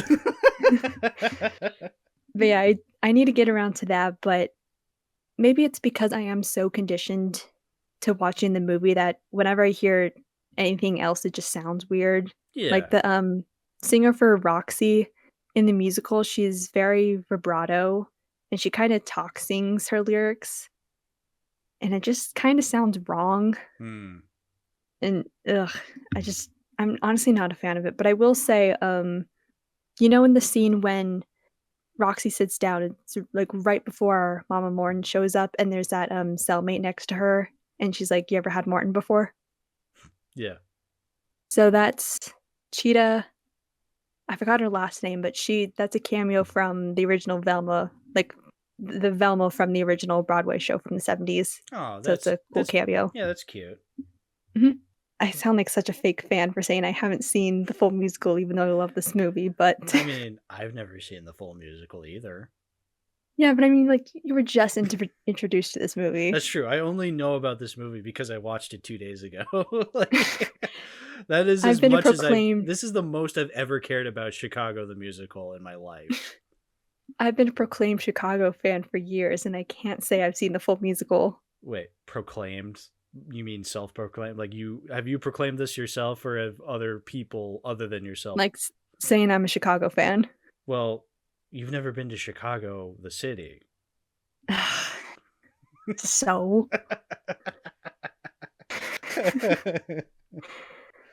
And I've had 2 instances in seeing it live the past 2 years, and I just haven't yet, because money. Right. Oh, yeah. So, I guess I'll get into this now. So my college was supposed to perform Chicago last year. That was supposed to be our spring musical. Mm-hmm. And then 2 weeks before auditions, I was just getting ready to audition for the Hunyak. She's the one with the Hungarian monologue. Yeah. And then we found out that there's a theater in Hollywood. It's called the Pantages. They basically went yoink with the stage rights. Even though we're a school from a different county from LA County, we had absolutely no competition with them, but they still took the stage rights away from us. Huh. It was because they end up showing it a couple months later, like in Hollywood. So, Jeez. but I was that close to being in Chicago, and I wasn't able to. Things are ruthless out in LA, even for college students. God damn. Yeah. They're bastards, honestly. Show business, baby. So basically, the theater department was scrambling around, and we had to do Rent instead. I mean, I auditioned. I didn't get a call back, but yeah, my friend was Mimi, so she was very good. So good for her. I know even less about Rent, but cool. Yeah. Anyway, back to the movie. The extent of my theater knowledge is whatever James tells me. And you, I guess. Yeah. So back to the movie. Back to the movie. I think I'm just curious to know what you thought, especially since this is your first watch. Yeah, it was weird at first, but I think once I started to get the gist of the kind of movie it was, where it is like these horrible, horrible people doing horrible, horrible things, then I was like, okay, this is great. Like, just watching them, especially the puppet scene is a highlight for me. Like the ventriloquist so scene. good. Yeah, because it's great. It's a great visual metaphor of him, propping up this person and using them as a ventriloquist dummy and speaking for them. It's like, it's a little obvious, but it's great nonetheless. And especially the scene of like when especially the background dancers, the background journalists, and how they all have strings. And then it cuts to like a shot where you see Richard Gere up there, like kind of pulling the strings. Yeah, the puppet master. Yeah, that's great. I love shit like that. That's awesome. Oh yes, they both reach for the gun. Oh, it's such a good song. Yeah, that's also just a really good song. It's very catchy. I watched this compilation video of a bunch of people, or it was someone comparing a bunch of different Billy Flynn's. It was the last note of Billy Flynn from We Both Reached for the Gun, and it's from like Broadway to soundtrack to the movie to even like high school and college performances. And it was really cool to see certain like community theater productions. They actually take inspiration from the movie. So there were a couple of them where they had the reporters in the background and they had the strings, and it was really cool to see the movie be an inspiration for that. Yeah, and I mean, it is a cool idea, just seeing these reporters just being like, you're right, they did reach for the gun at the same time, and he's just pulling the strings like, yes, buy my narrative. Yep. I can hear Esmeralda crying outside.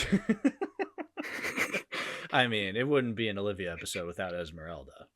True. Should I let her in? You might as well. Okay. Even if she starts purring, Okay. It's fine. Because my mom just fed the cats, and whenever they're done eating, she always comes in here. Yeah. Was she there with us during the Hunchback episode? Because I know she showed up for the Kaguya episode. I think I managed to keep her out the entire time. Okay. She didn't want to go in, so yeah. All right. For those keeping track, this is Esmeralda's second time appearing on the podcast. Yippee. Okay, where were we? Oh yeah, so in that compilation, I sent you the video right before this, but one of them is a Korean cast of Chicago. That was awesome. And they sing We Both Reached for the Gun, and the actor of Billy Flynn, it's Choi Jae Rim. Sometimes I get some of the syllables mixed up, but I think it's Choi Jae Rim. He's Billy Flynn, and he's doing actual ventriloquy, and it's amazing. Yeah, I noticed that because he's barely moving his mouth, but you can still understand what he's saying. It's like, oh, that's a good extra detail to add in there. Richard Gere didn't, but it's like, you know what? The movie's fine without it. But I like that little detail that the Korean stage production put on.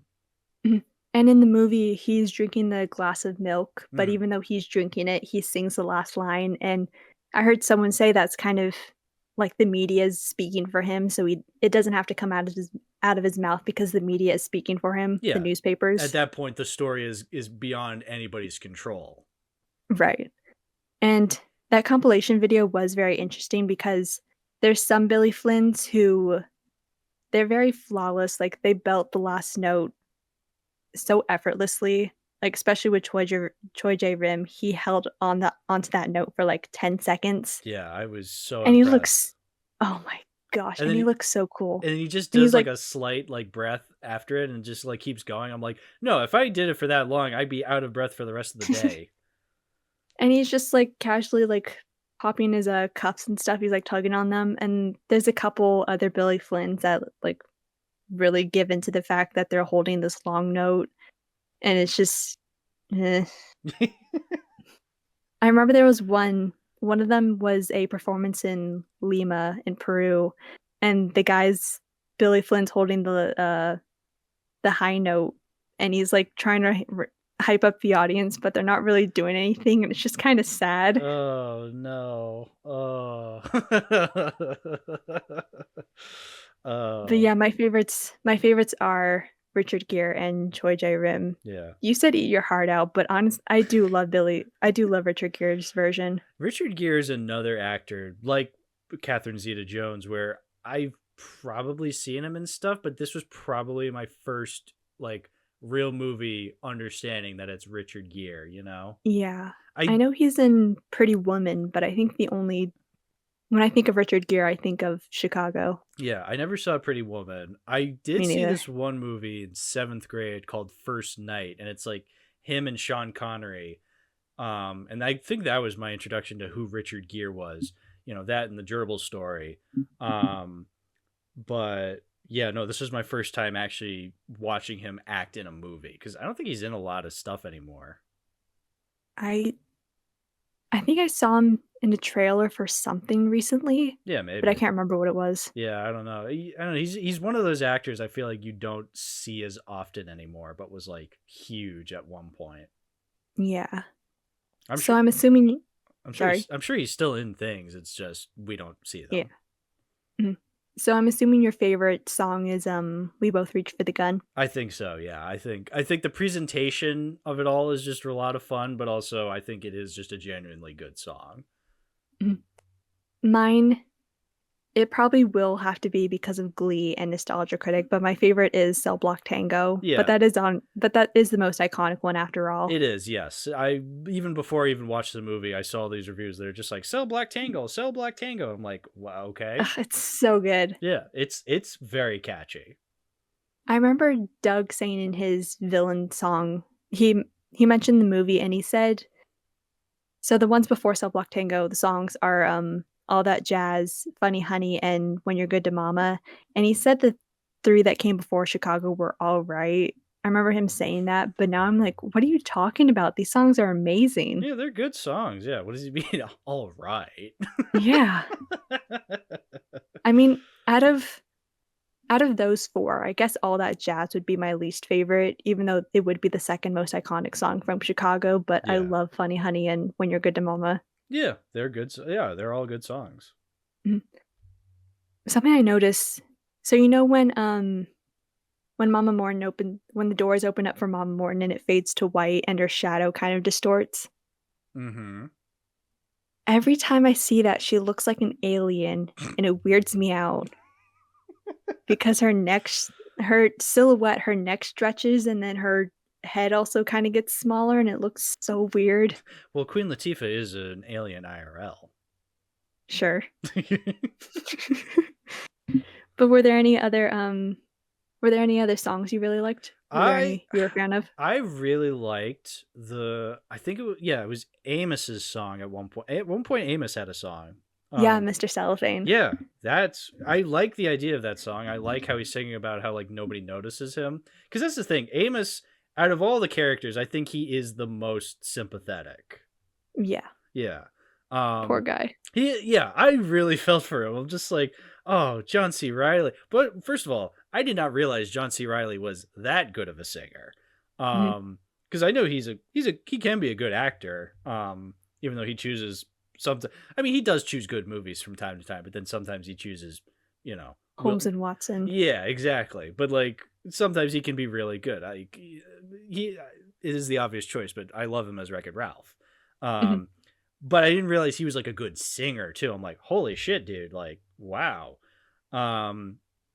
Anyway, but yeah, no, it's a great song. It's a great theme for a song about him, like, you know, nobody notices me.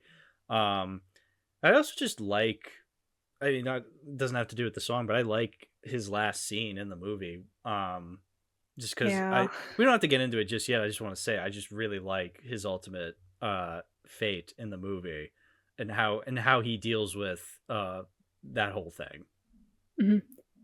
I think if I had to choose top 3 favorite Chicago songs, I think 1 would be Cell Block Tango, and then 2 would be We Both Reach for the Gun, and then I guess 3 is kind of interchangeable with Mr. Cellophane and When You're Good to Mama, but I do love Mr. Cellophane. Yeah. I especially love the shot of, it happens twice throughout the number, I think, but the camera's behind John C. Reilly, so you just see his back, but then it's backlit, so the spotlight is shining on him and it's just his silhouette, especially when he's on his knees singing that last note. It's so good. Yeah.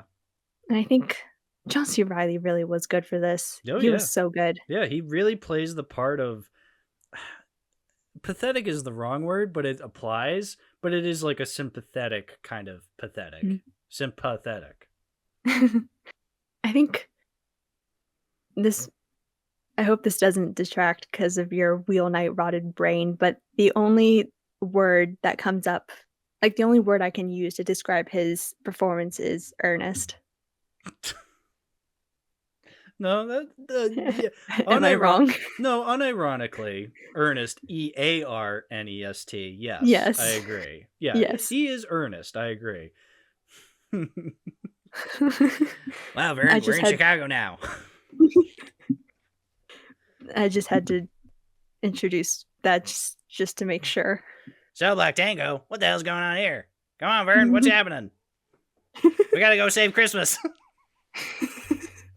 Okay, anyway, for the longest, so I've watched this movie for years, and I don't think I noticed it until recently, but I didn't notice that Velma and Roxy's murders were on different nights. I guess because the editing is just that good that I just assume they happened on the same night, but they're like a month apart. Yeah, because I mean, she literally says like, "Oh wow, gee, it's been a month since we met," or something like that. Like it's been a month since Velma Kelly got arrested for murdering her husband and sister, and I'm like, lugged her husband and her sister. Yeah, I'm like, oh yeah, okay, that's cool, because like I guess that just shows like it's been some time has passed, but we're still in kind of a similar situation that we were when that happened. Yeah, but I never fully realized that because obviously Fred and Roxy are having sex during all that jazz, and then it ends with them finishing. Yes. And especially later when Roxy tells Velma like, "Oh, I was there that night. You got arrested." And I was like, "What do you mean? It's the same night." So for the longest time I didn't understand they were different nights. Yeah. I guess my media literacy has gotten better or whatever. I guess you're just stupid. I don't know. I guess so. But speaking of that night, speaking of when Roxy plugs Fred, let's talk about that. Let's talk about that specific night. Yeah. Do you want to? So I want to hear it from your perspective. Right. So yeah, so the way this works is obviously, weeks ago we came up with this idea of you want to do Chicago and Ferris Bueller for the episode. Then earlier this week I said, okay, we're definitely doing it this week, and you're like, sure. By the way, watch it on Tuesday. I will not elaborate. And I was like, okay. And so I watched it, and I didn't realize until later in the movie, once they got to the court scene, when when Billy Flynn goes, "Do you remember on the 14th of January?" And I was like, Oh, significant. I see. So yes, I watched Chicago on the 14th of January, the night that Roxy shot Fred. And the thing was, that was us talking about Chicago and this specific night was completely coincidental because I completely forgot it's on the specific night. I thought it was around January, February because last year I retweeted something that said 100 years ago Roxy shot Fred Casely. So I knew we were around that time and I watched it on the 12th, so 2 nights before. And when he said that, I was like, "Damn it." So because I love watching movies on the specific I mean, we've been over this with the Kaguya episode, but I love Yeah. watching movies on a significant date that occurs in the movie. Yeah. And I was accidentally 2 days early for Chicago, and then I was like, well, if I can't watch it on that night, then how can? Yeah, well, thank you. I do too sometimes. Whenever I can, I like to watch movies on specific dates. Like I did watch The Shining on the 100th year anniversary of the ball that, because there's like a picture of a ball from like 1921 in The Shining. Right. And then I watched it on it was a 4th of July ball in 1921. And then I watched The Shining on the 4th of July in 2021. So, Oh. yeah, literal 100 years since that. Well, it didn't happen because it's a movie, but in theory, it happened. I'll bring it up again, but the Frida Cinema actually shows Before Sunrise. They do a showing of it every year on the night or the day Jesse and Celine met, and I think it's June 16th. And just like Chicago, the past 2 years I've missed it, but I really want to go to it this year. Do they show it at like 4 or 5 o'clock in the morning before the sun rises? No. Oh. It's That'd be great. I would do that. It would suck, but I would do that. a sunrise showing of Before Sunrise would actually be really cool, like a rooftop showing. Yeah, that could be cool. That'd be amazing. Wow. It'd be really cold out because it's, 4 or 5 o'clock in the morning and it's still dark out, but I mean, if you do it in the summer in California, it'd be fine. That's true. It's like what, 190 degrees at night in California? With the wildfires, yeah, it might as well be. No, for the record, for anyone who's listening, yes, I live in Southern California and I'm fine. Just to let you guys know. Oh, good. Yeah. Where were we? We're like an hour and 45 minutes into the podcast. It's like, no, I'm good. Don't worry. It's like, okay. Right when Hal pressed record, I died. Yeah. I died it. So.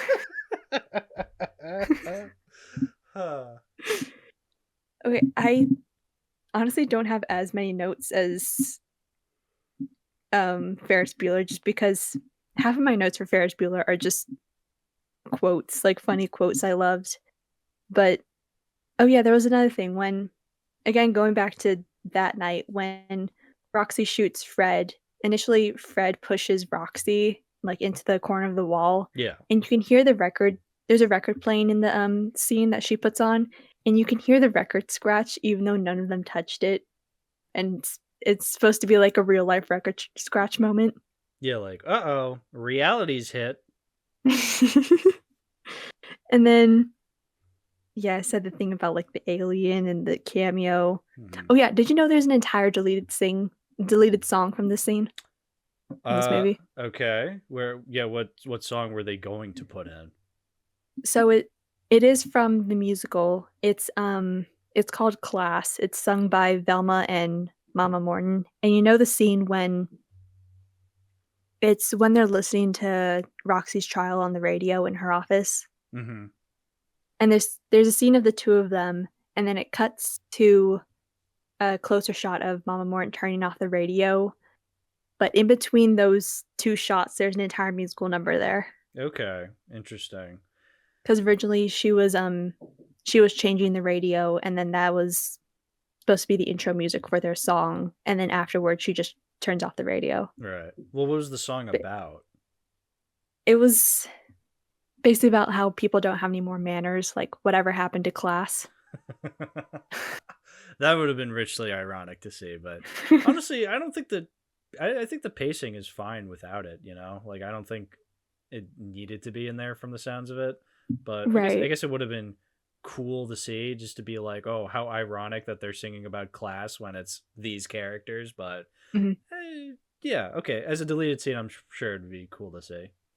Yeah, it's on the DVD, and I watched it with director's commentary with I think it was Rob Marshall, the director, and then I think it might have also been the writer, Bill Condon, but they Mhm. basically explained that the song isn't in Roxy's head. So even though they do really like the song and they liked how it was performed, it just didn't really mesh well with the other Yeah. musical numbers. It would be weird to have this musical number. Not that every musical number needs to include Roxy, but I feel like they need to be, within the idea that Roxy is imagining this all. Whereas I feel like, yeah, that one, if it's two characters who aren't in Roxy's head performing it, that's a little weird. Right. And I think they also mentioned it was the pacing Yeah. that kind of slowed it down a little bit. Yeah. And visually, I think it is a good song, but visually it's not the most exciting Mhm. because they're still just sitting in chairs. Exhilarating cinema. And they have to do the most they can with their upper bodies, so they just kind of do a lot of like it's basically just slightly exaggerated body movement Yeah. where I don't know, but there actually is Body language. Ha. but an actual lyric in the song Mama Morton sings, "No one even says oops when they're passing their gas." That is an actual lyric that Queen Latifah sings. You know what? 0 out of 10. Denying me the fart joke lyric? My God. It's free on YouTube, so I can send it to you after this. Oh, thank you. Thank God. You're so welcome. I guess to go off the whole, you brought up the director and writer. It's like, man, Rob Marshall and Bill Condon. Oh boy, what careers theirs turned out to be. This holiday season, be Italian. I forgot I sent you guys that. Yeah. Yeah. Well, because yeah. I was looking at his filmography after the movie, and I did see the movie 9 in that tagline, and I was like, oh my gosh. Yeah. Which one? How have we not watched it with a tagline like that? This holiday season, be Italian. That is right up our alley. I skimmed the actual synopsis, and it's about like this Italian guy who does. What does he do again? I don't remember, but it's like some like director that he's like trying to find influence or artistic integrity. He or rounds whatever. up some women or stuff, and I Yeah. think Nicole Kidman is in it or something. Yeah, it would probably be bad because it doesn't look good, and it would probably be boring. But I don't know. The tagline is selling me. I feel in fairness, we have been heavily disappointed by Wheel Night movies before. Like we watched a movie called My Big Gay Italian Wedding because we thought it'd be really funny. Oh yeah. And it was miserably boring. Yeah, I remember I was there for that. Look, I mean, nothing could top Little Italy 2018, but we're still trying. Mm-hmm. But anyway, yeah. So Rob Marshall, like James does bring a good point in his review. The fact that he made Chicago this is a very celebrated movie from the looks of it. Like it won a lot of awards and stuff. And it is, along with Moulin Rouge, it's credited to be the Renaissance for movie musicals in Hollywood. Yeah. Yeah. And then he went on to make, pick and choose what you want to pick out from like his distinguished filmography later on. Into the Woods. I actually do kind of like Into the Woods. I've never seen Into the Woods, but I have seen Pirates of the Caribbean 4, which is amazing. That one I haven't seen. Oh, it's awful. Like it's not even the worst Pirates of the Caribbean sequel, but it is borderline unwatchable. It is that bad. I wasn't even fans of the second or third movie, so I just it still might be on my watch list. I don't know, but I wasn't a fan of the previous one, so I just haven't bothered really. I like the trilogy. I've only ever really watch the first one over and over again, whereas the second I and think third that's one, what everyone does. yeah, but the second and third one I kind of avoided growing up because I was told they were bad, and then I watched them and I'm like, oh, they're actually pretty okay. But the first one's obviously the best one. But then I did see 4 and 5, and oh my god, they're as bad as the Pirates movies can get. You know, Oh, boy. they are really really bad. Ugh. But then Rob Marshall was like, "Oh wait, I can do even worse," and he did the fucking Little Mermaid remake. And Mary Uh, Poppins Returns, oh yeah, I also didn't like that one. which I have not seen because you know why. Right. Well, you just love Mary Poppins the original so much, right? Yeah, I Yeah. just can't taint my image of it, you know? Exactly. Olivia is the Yeah, biggest fan of Mary Poppins I know, for sure. I'm not making that up. absolutely. Yeah. Yeah. Uh-huh. Uh-huh. Mm-hmm. Mm-hmm. Mm-hmm. Yes. Mm-hmm. Proceed. And Bill Condon, he directed I think it was part 2 of Breaking Dawn, Yeah, the he Twilight he movie. directed one of the Twilight movies, or did he direct a Yeah, couple? Or no, he only did they have a I different think director for every different Twilight movie? I have no idea. I know they changed it for the second. I mean, We've only William said he wants to watch him for wheel night, and if I have to do it for redacted video I'm planning, then look, you know. look, William says a lot of things. Okay, we still haven't completed the High School Musical quadrilogy because we still haven't watched Sharpay's Fabulous Adventure. I know it's But I weird think of me of all people to be like, when are we gonna get Sharpay's Fabulous Adventure? But I'm consistent, damn it. I'm a completionist. and then I think Bill Condon also directed the Beauty and the Beast remake. Oh yeah, that old chestnut. So Yeah. both the writer and the director have had their fingers in the Disney live action remake pie. And Mhm. we got the Little Mermaid and the fucking Beauty and the Beast remake, which I mean, I would say I'm personally I personally hate the Beauty and the Beast remake a lot. Um I mean, I can't think of a single Disney live action remake I actually like. Um I don't think I can either. yeah. No, there's not a single one. I hate all of them, but I hate them Yeah. all pretty equally. I'm more offended by stuff like Lion King, Mulan, and Beauty and the Beast because those are some of my all-time favorite Disney movies. Mhm. But I would say it's pretty safe to say the Lion King one is probably the worst one, but then all of the other ones are just like equally as bad where it's like, why did you make this? You know? Yeah. But again, after the movie, I was looking at Rob Marshall's filmography, and apparently he's directing a adaptation of Guys and Dolls, and that's Okay. like a big Yeah. classic Broadway show. I Yeah. mean, I haven't seen it, but I've never seen it. The extent of my knowledge of Guys and Dolls is this one Simpsons episode where Mark Hamill guest starred and he's dressed in his Luke Skywalker garb in the Simpsons style. And then later, because they're at like Comic-Con or something like that, and they're just like introducing Mark Hamill as Luke Skywalker.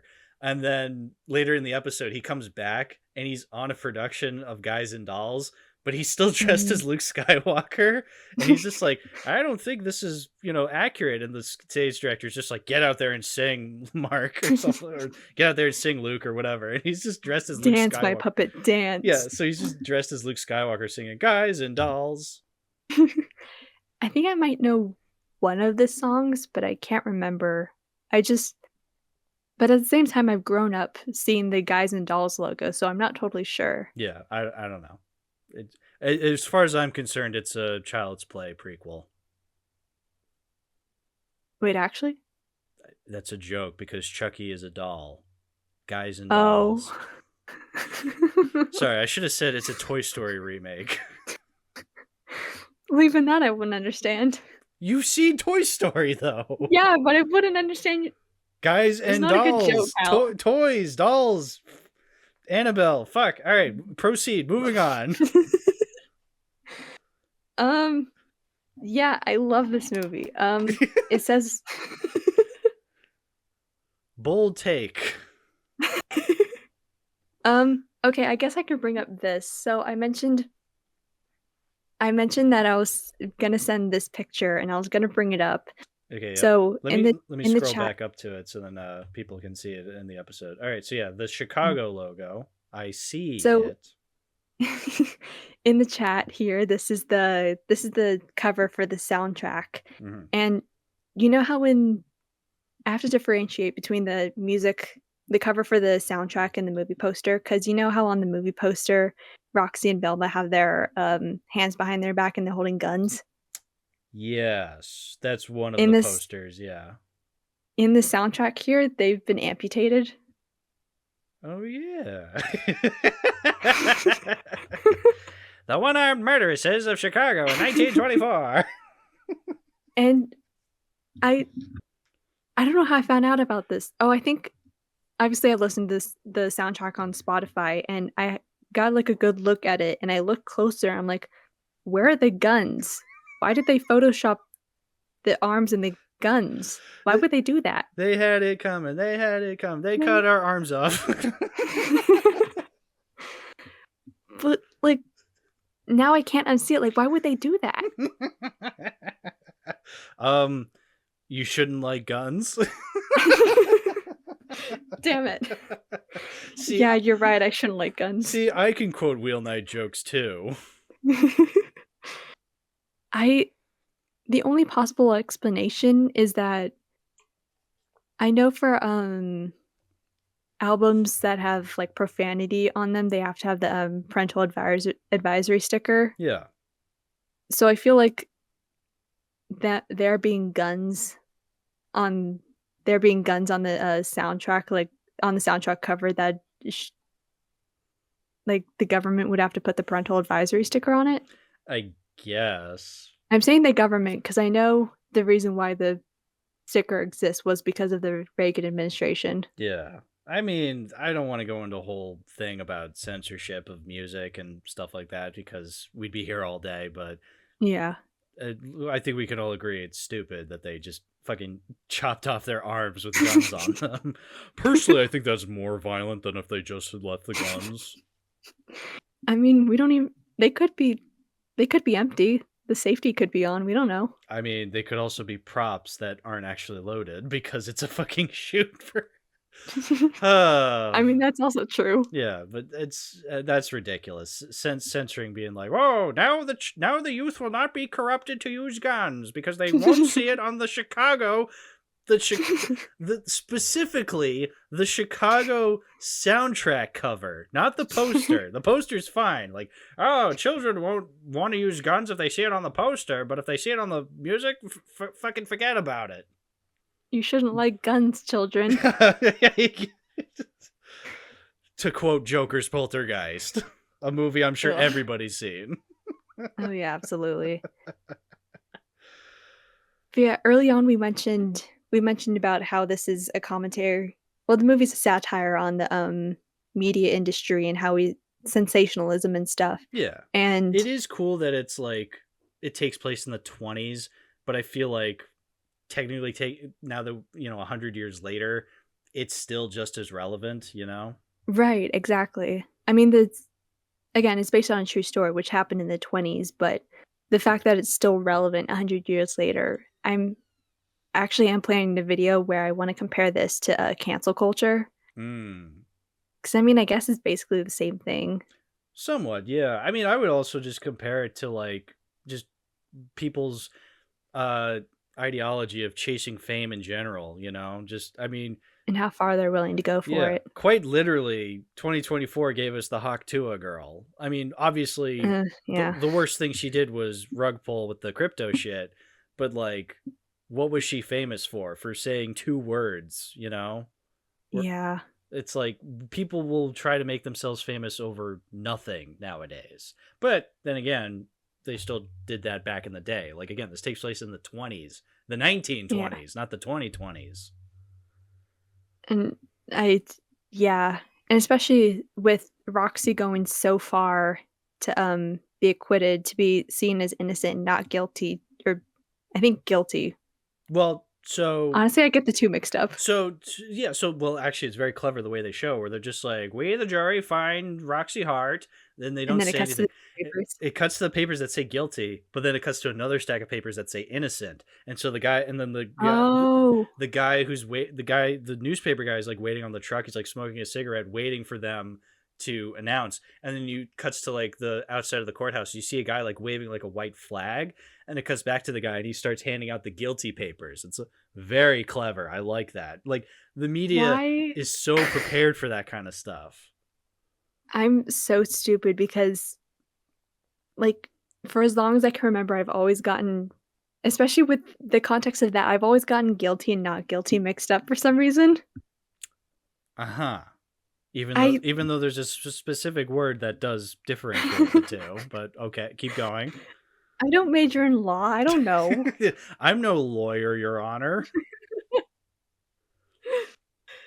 But I'm glad you cleared that up for me. So I guess my media literacy is not that good. Yeah, well, so that's why she doesn't stay in prison, and, that's why she doesn't continue to be in prison. They do find her innocent, but it ultimately doesn't matter, because right at the very second her sentence is made. Right, that's what I was leading to. Yeah, the random woman shoots her husband and her lawyer in front of the court steps, and so then the media is just like, oh, a new fucking woman to turn famous, and so then they all flee the scene and stuff, or flee the courthouse, and immediately, yeah. Even the judge is gone. Like, everybody's out of the courtroom except for Roxy and Billy Flynn and Amos. Yeah.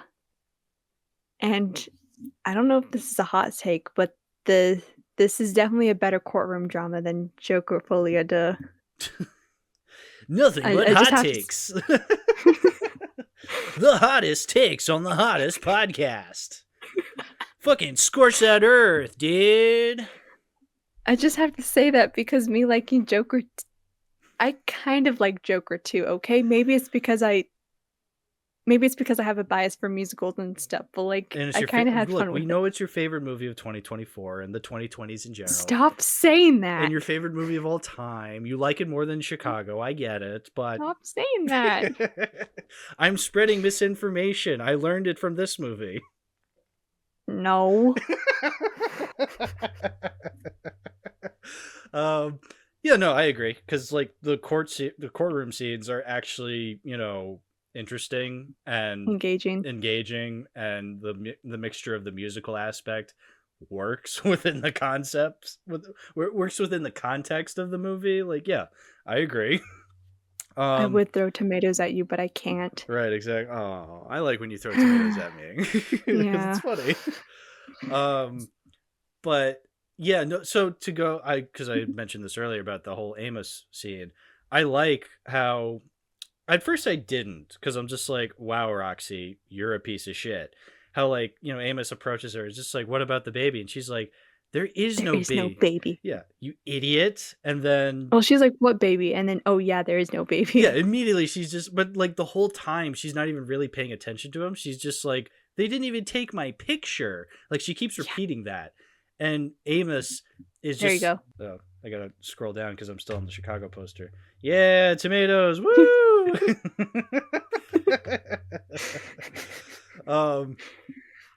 Proceed. Okay, so I like that. I was really thinking about it. I like that because then Amos is just so hurt at that moment, because throughout the movie, because the movie starts with him kind of turning on her, but then he goes back to her because he still cares. And throughout the movie, he's just doing everything for her, and she doesn't even muster a thank you for him. I know it's horrible, but I love it. I love how much of a bitch she is to him. It's great. Mm-hmm. I love suffering. I love people suffering. Wow, rude. But then by the end, he's just been put through the ringer so many times that he's just like, you know what, this is it. And he doesn't even have he leaves. Good for him. Yeah, there's no like moral like monologue or nothing. Like, he doesn't say like, Roxy, you really treated me like shit, and she's like, I'm sorry. Like, there's none of that. The whole time she's just like, they didn't even take my picture. She's just like walking around the courtroom being like, they didn't even take my picture, and he just walks away. Like, Call me Mr. Cellophane now. Yeah, that was great. That's great. There's no resolution. There's no makeup. He just walks away. He doesn't even need to spell it out to the audience like, I'm no longer with her. Because I'm pretty sure he's still in the audience during the final number, isn't he? I don't know. I think he might I know be. I know the jurors are in there, and like Mama Morton and Billy Flynn. Yeah. I'm pretty sure he is there. So, like, again, he's learned nothing because the characters have learned nothing. But again, that can still be impactful because, I mean, that's what the movie's about, is media sensationalism and how it's a cycle. And no matter what, just these people will do anything to be famous. Yeah. And actually going back to Mr. Cellophane, I do like how they establish it earlier in the movie where I think it's right after All I Care About, and it's when Amos is sitting outside of Billy's office waiting for him to be called in, and then his secretary walks past to go in, and then she's like, he'll see you now. Yeah. Because he's been standing there he's been sitting there for however long that she's completely forgot about him. Yeah. I think it is at the end of his song, Mr. Cellophane, where he, like, the last thing he says to Billy Flynn is like, I hope I haven't taken up too much of your time. Too much of your time. Yeah, that's a great line. Oh. Yeah, justice for Amos, but also fuck Amos. I'm glad he's suffering because it makes for a very compelling character arc for me, the audience. Mm-hmm. Yeah, he's safe, sweet Amos, who never says no. Poor guy.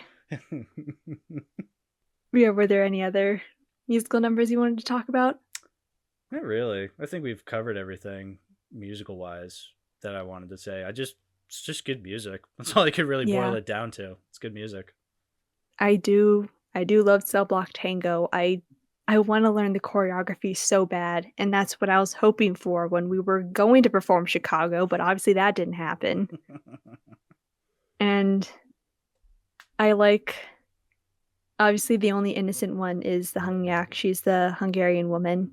Yeah, I was thinking about that because, I mean, I was thinking about how each one of them kind of tries to seem moral in their decisions with what they made with, which is funny because one of the first ladies says, like, I killed my husband because he was popping his gum too loud, which is objectively funny. Like, that's hilarious. That's awesome that she just killed him because he popped the gum too loud.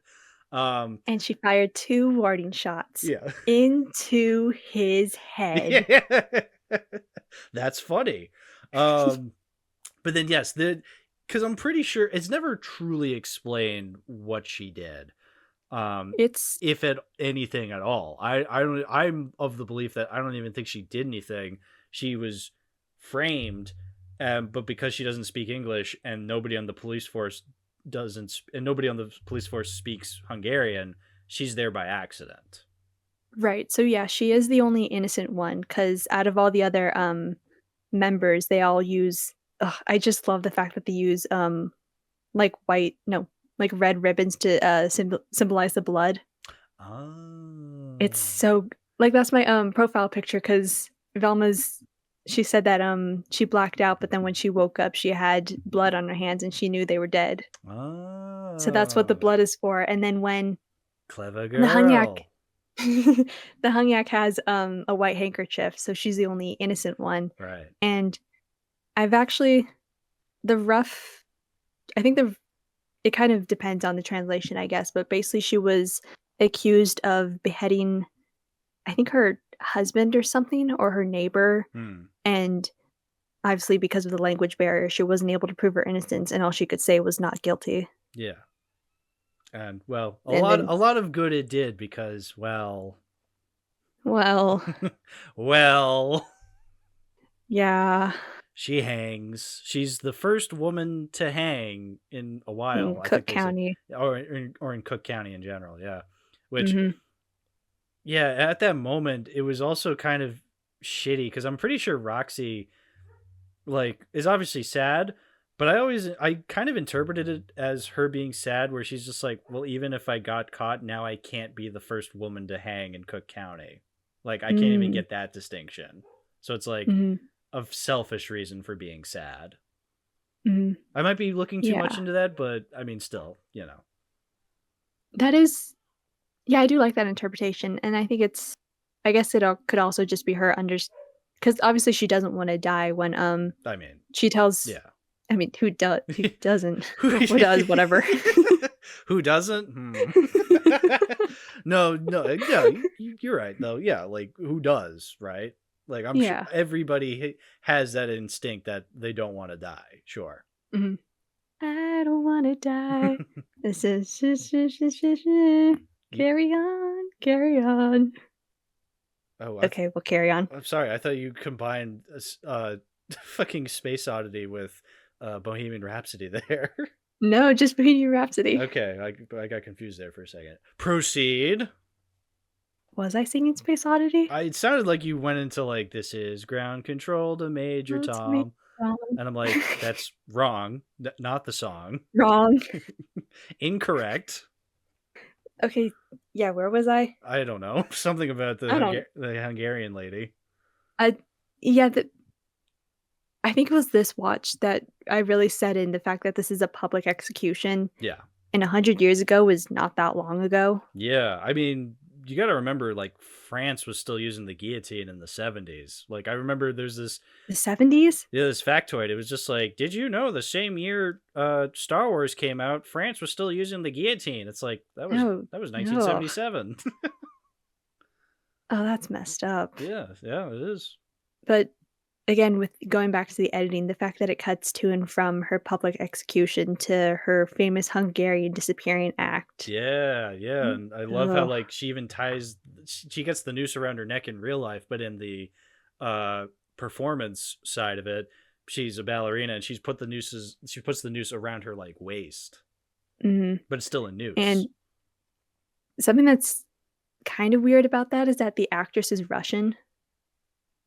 They couldn't even get a Hungarian woman. Not Hungarian. Yeah. You're not from the same country as Heroic Times.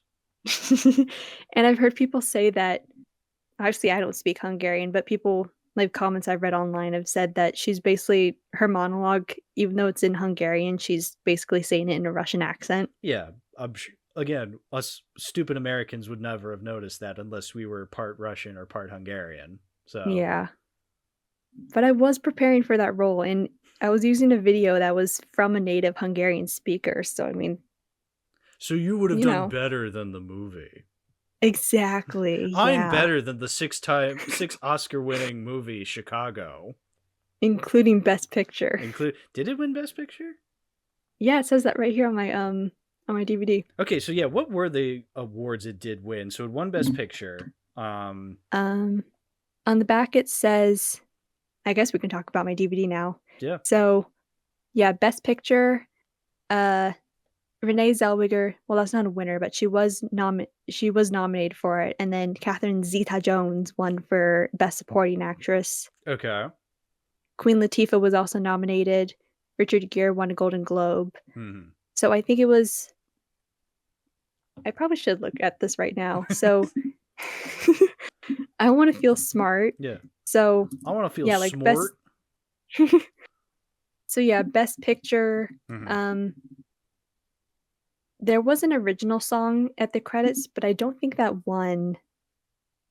Let's see. Well, would that count? Because, well, no, original song, I guess. It was the one that plays at the end is I think it's I Move On. Right. No, I'm just thinking because, like, when it comes to music, it's always weird with, like, original... Well, I'm thinking of more so in terms of score than, like, original song. Right. Because, like, with score, it's always just, like, best original score. And then, like, Star Wars gets nominated, like, 9 times. So it's like, come on, guys. Yeah. Okay, yeah, here we go. So, Chicago won Best Picture. Mm-hmm. Roman Polanski won Best Director. But Rob Marshall was nominated. And then Best Supporting Actress, Catherine Zeta-Jones. Mm-hmm. Spirited Away won that year. That's cool. Well, yeah, the Best Animated Feature, yeah. Chicago won Best Sound, won Best Art Direction, Best Costume Design, and then Best Film Editing. Okay. I mean, what else was nominated for film editing that year? Gangs of New York, The Hours, Lord of the Rings, The Two Towers, and The Pianist. I have seen The Hours. I saw it in high school. Yeah, I don't remember the editing being particularly noteworthy. It's still a good movie though. But yeah, I mean, they gotta nominate something. yeah, it's one of those like, well, we gotta nominate for something. I mean, come on. Mhm. So I guess out of all of those, I love Two Towers, but if you're gonna give it to something, I guess other than Two Towers, sure, yeah, I can see this being. I think this deserved it. Sure. Yeah, I mean, and then it was also if nominated. if we Go ahead. if we care about the Oscars, that is, sure, Yeah. give it to it. And then it was nominated for Best Adapted Screenplay, but then The Pianist won. Really, The Pianist was based. I guess it was based off of something. It was based on a memoir. Memoir, yeah. Memoir by the pianist, Yeah, that sounds about right. the titular pianist. Yeah. Okay, yeah. So this DVD, anyway, it was. I am hoping to upgrade to a Blu-ray because, like I mentioned in a previous episodes, I didn't get a Blu-ray player until last year, so I do need to upgrade some of my favorite movies because I want to get the steelbook for it. And William mentioned that there's a 2.5, like almost 2.5 hour documentary that I want to watch. I only watched. There's a behind the scenes featurette, and that was about 20 or so minutes. I've watched it before, but I rewatched it for this, and I did like it, just showing just how much work Renee Zellweger and Catherine Zeta-Jones put into the choreography and stuff. They were committed. And yeah, and I also need to check out the director commentary. Not a ton of special features, just the musical number, the featurette, and the commentary, but that's about it. Yeah. Now, this DVD, is it like what year is it from? Is it from 2002 or is it like a later release? I think it is from 2002 because I watched one of the TV spots and it was for the musical and it was very 2000s-esque. 2000s trailers, let's fucking go, dude. The best.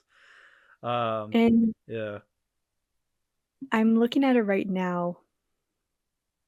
Oh, okay. So, yeah, it was released in August of 2003. Okay, yeah. But I was just asking because, like, is this a DVD that was made later where, like, the recycling logo is etched out in the box? Because, like, I hate stuff like that. But this sounds like a genuine early 2000s DVD. Yeah, I've kept it in pretty good condition. No, that's good. Yeah, no. So are you thinking of keeping it even though you want to upgrade it, or? I mean, I don't really like keeping. Well, I have two different copies of Tale of the Princess Kaguya with the DVD and the Blu-ray. Right. So maybe I'll keep it and then just get the steelbook at some point when I want to watch it the next time. Right. Yeah. I mean, yeah, I get that. Because, like, sometimes I will still have DVDs of my favorite movies just because I like the condition that the DVD is in, or I like the design of it or something like that. So. I mean, you could hear it, right? Yeah. I know that sound all too well. Here we go. There's me opening it. There's me closing it. Nice. Hell yeah. Let's fucking go, dude. Opening and closing DVD boxes. Hell yeah. Oh, yeah. And there's two different quotes from Ebert. Oh, there's one DVD from quotes. Roger Ebert. Let's go. That says, dazzling and electric. You can watch it over and over. And then another one from Ebert and Roper. It's not Siskel. I don't know who Roper is. Well, so Roper replaced Siskel because Siskel died in 99. Right. Remember? Yeah. Okay. So yeah, there's another from Roger Ebert, and then I guess both Ebert and Roper said 2 thumbs up. Yeah. Well, that was their thing. Was like the 2 thumbs up and thumbs down. Thumbs down. Yeah. Yeah. Once again, my only knowledge of this is through Nostalgia Critic, but yeah. Mm-hmm. Oh yeah, me too. Yeah. And I guess The Critic. Oh yeah. The show I still haven't watched. Mm-hmm. I know. I should watch The Critic. That seems like a show that would It be is up my very alley. good. I know, because it's from the It's- Simpsons people. And I have Yeah. seen there is a Simpsons episode where they cross over. And for years, I didn't realize it was supposed to be a crossover. I thought they just invented Jay Sherman for the episode of The Simpsons. Because it was John Lovitz. And John Lovitz did voices for The Simpsons sometimes. So I was like, oh yeah, that's not out of the ordinary. It's free on YouTube, so I recommend it. I've Yeah. been wanting to rewatch it, Yeah. I've seen as clips. well as anyone who's listening. I've seen clips like the Home Alone 5 where they're just like, we forgot Kevin. And he's just like a man. He's just like, ah. Oh, that's great. But yeah, The Critic is definitely one of those shows I have to see because it's from The Mhm. Simpsons guys and John Lovitz. I mean, come on. You need to do your homework. I do need to do my. I thought it was out of school, man. You know what? I need to take a day off, like Ferris Bueller from homework. True. And my day off from homework has been 10 years. Working. Yeah, working. This has been the best day off ever from school Yippee. because I graduated 5 years ago. Graduated college 5 years ago. Yeah. Mm. But yeah, Chicago, I was thinking of not really adding it to the collection, but honestly, like it's gotten better the more I've thought about it. So I feel like I could watch it again and I wouldn't mind having it. I don't know if I'll go out of my way to add it to the collection, but if it ever happens to come into my like ownage, then yeah, I'll totally keep it in the collection, whether it's a early 2000s DVD or a nice Blu-ray. Yeah. Yeah. That makes me happier. It gets better the more you think about it because I saw your 3 stars and I was like, oh. Well, that means I hated it. I know, but Yeah, exactly. it was just weird the first time watching it. But I feel like now that truly thinking about it, you know, like, and I mean, again, Ferris Bueller, I knew I was going to love because I've watched it for years. You've watched, yeah, exactly. Whereas like I'm used to it. So that's why I love it a lot. But I don't know if Chicago will be a favorite of mine, but it's definitely something I can see myself returning to from time to time. Yeah, I mean, regardless, I'm still glad you watched it, and I'm glad I got you to watch something for the first time for the sake of this podcast. Yeah, that's always fun to watch because, you know, I feel like every time you've been on, that's not true. No, I was going to say every time you've been on the podcast, it's always been something new or something it's always been something I'm familiar with because, you know, we did Kaguya and Iron Giant and I had already seen those. Then we did the Kung Fu Panda movies. Well, the first time I had ever seen Kung Fu Panda 4 was in that episode. So there's that. But it's okay because then we watched Hunchback, something I was familiar with, but then Perfect Blue was something I forgot about that. Perfect Blue was a first watch, and yeah, I love Perfect Blue. Yippee. So, but yeah, again, another episode where we have something familiar, Ferris Bueller, and something new, Chicago. We're expanding your horizons. We're expanding the Too Many Movies cinematic universe. The lore, if you will. The lore. There's lore. Like, this is our second Chicago episode. Exactly. The first one was with Buster when we talked about the Blues Brothers. So, oh right. So now, I mean, we talked about Country Bears in that one too, which doesn't have anything to do with Chicago, but it has to do with music. And what is Chicago but a musical town? Exactly. And what is Chicago but a musical about Chicago? And music. And music. And so yeah, all right. So now we just need one more Chicago themed episode, and then I'll officially go to Chicago. Like, we need 3 Chicago episodes, and then I'll be convinced to take a trip to Chicago. Complete the trilogy. Yeah. Is there any other movies that take place? I mean, I'm sure there are movies that take place in Chicago, but I just can't think of any off the top of my head. I can't think of any either. Yeah, so you know what? Then it's never happening. No more Chicago. Damn, okay. We should probably talk about places I'm actually from, like more New England / Massachusetts movies, but that's for a different time. Yeah. Olivia, anything last minute before we wrap things up? This movie slaps. So does Ferris Bueller. I agree. So, all right. I agree. Yeah, I agree. I agree. I agree. I agree. I agree. I don't. Oh, okay. Anyway, Olivia, shout out your stuff, dude. Where can people find you? I mean, I've been on this podcast before, so all my regular stuff will be linked in the description. Though I keep forgetting to plug my Blue Sky. I've been trying to be more active on it. I've had it for a while. I guess you can follow that too. That'll also be in the description.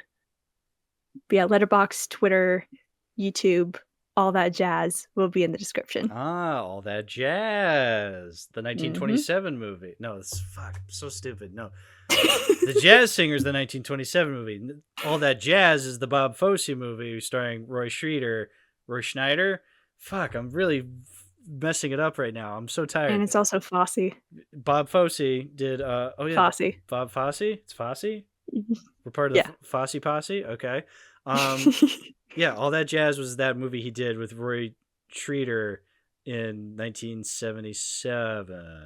Which I just added to my watch list the other day because I wasn't sure whether or not it was connected to Chicago, but I read a little bit of it. It's like Bob Fosse's biography about making Chicago. So I was like, okay, I want to see more of Chicago. Interesting. I'm gonna rewatch it then with that in mind because I've seen it. I liked it in the moment, but I don't remember a thing about it. And I watched it like a couple years back, so. But yeah, I don't. Man, we should have done Chicago and All That Jazz. Well, I don't own either of them, but yes, we should have. Oh well, for next time, I guess. Yeah, for next time. All right. Thank you all for listening. Thanks for coming on to talk about a bunch of Chicago movies, Olivia. I'm glad you accept my apology, even though you didn't, but you do.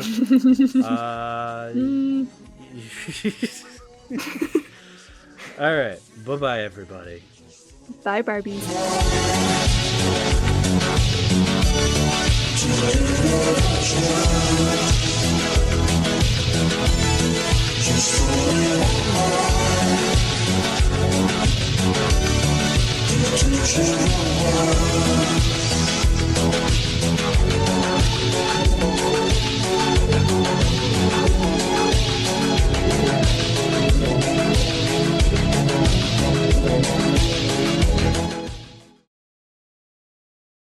You're still here?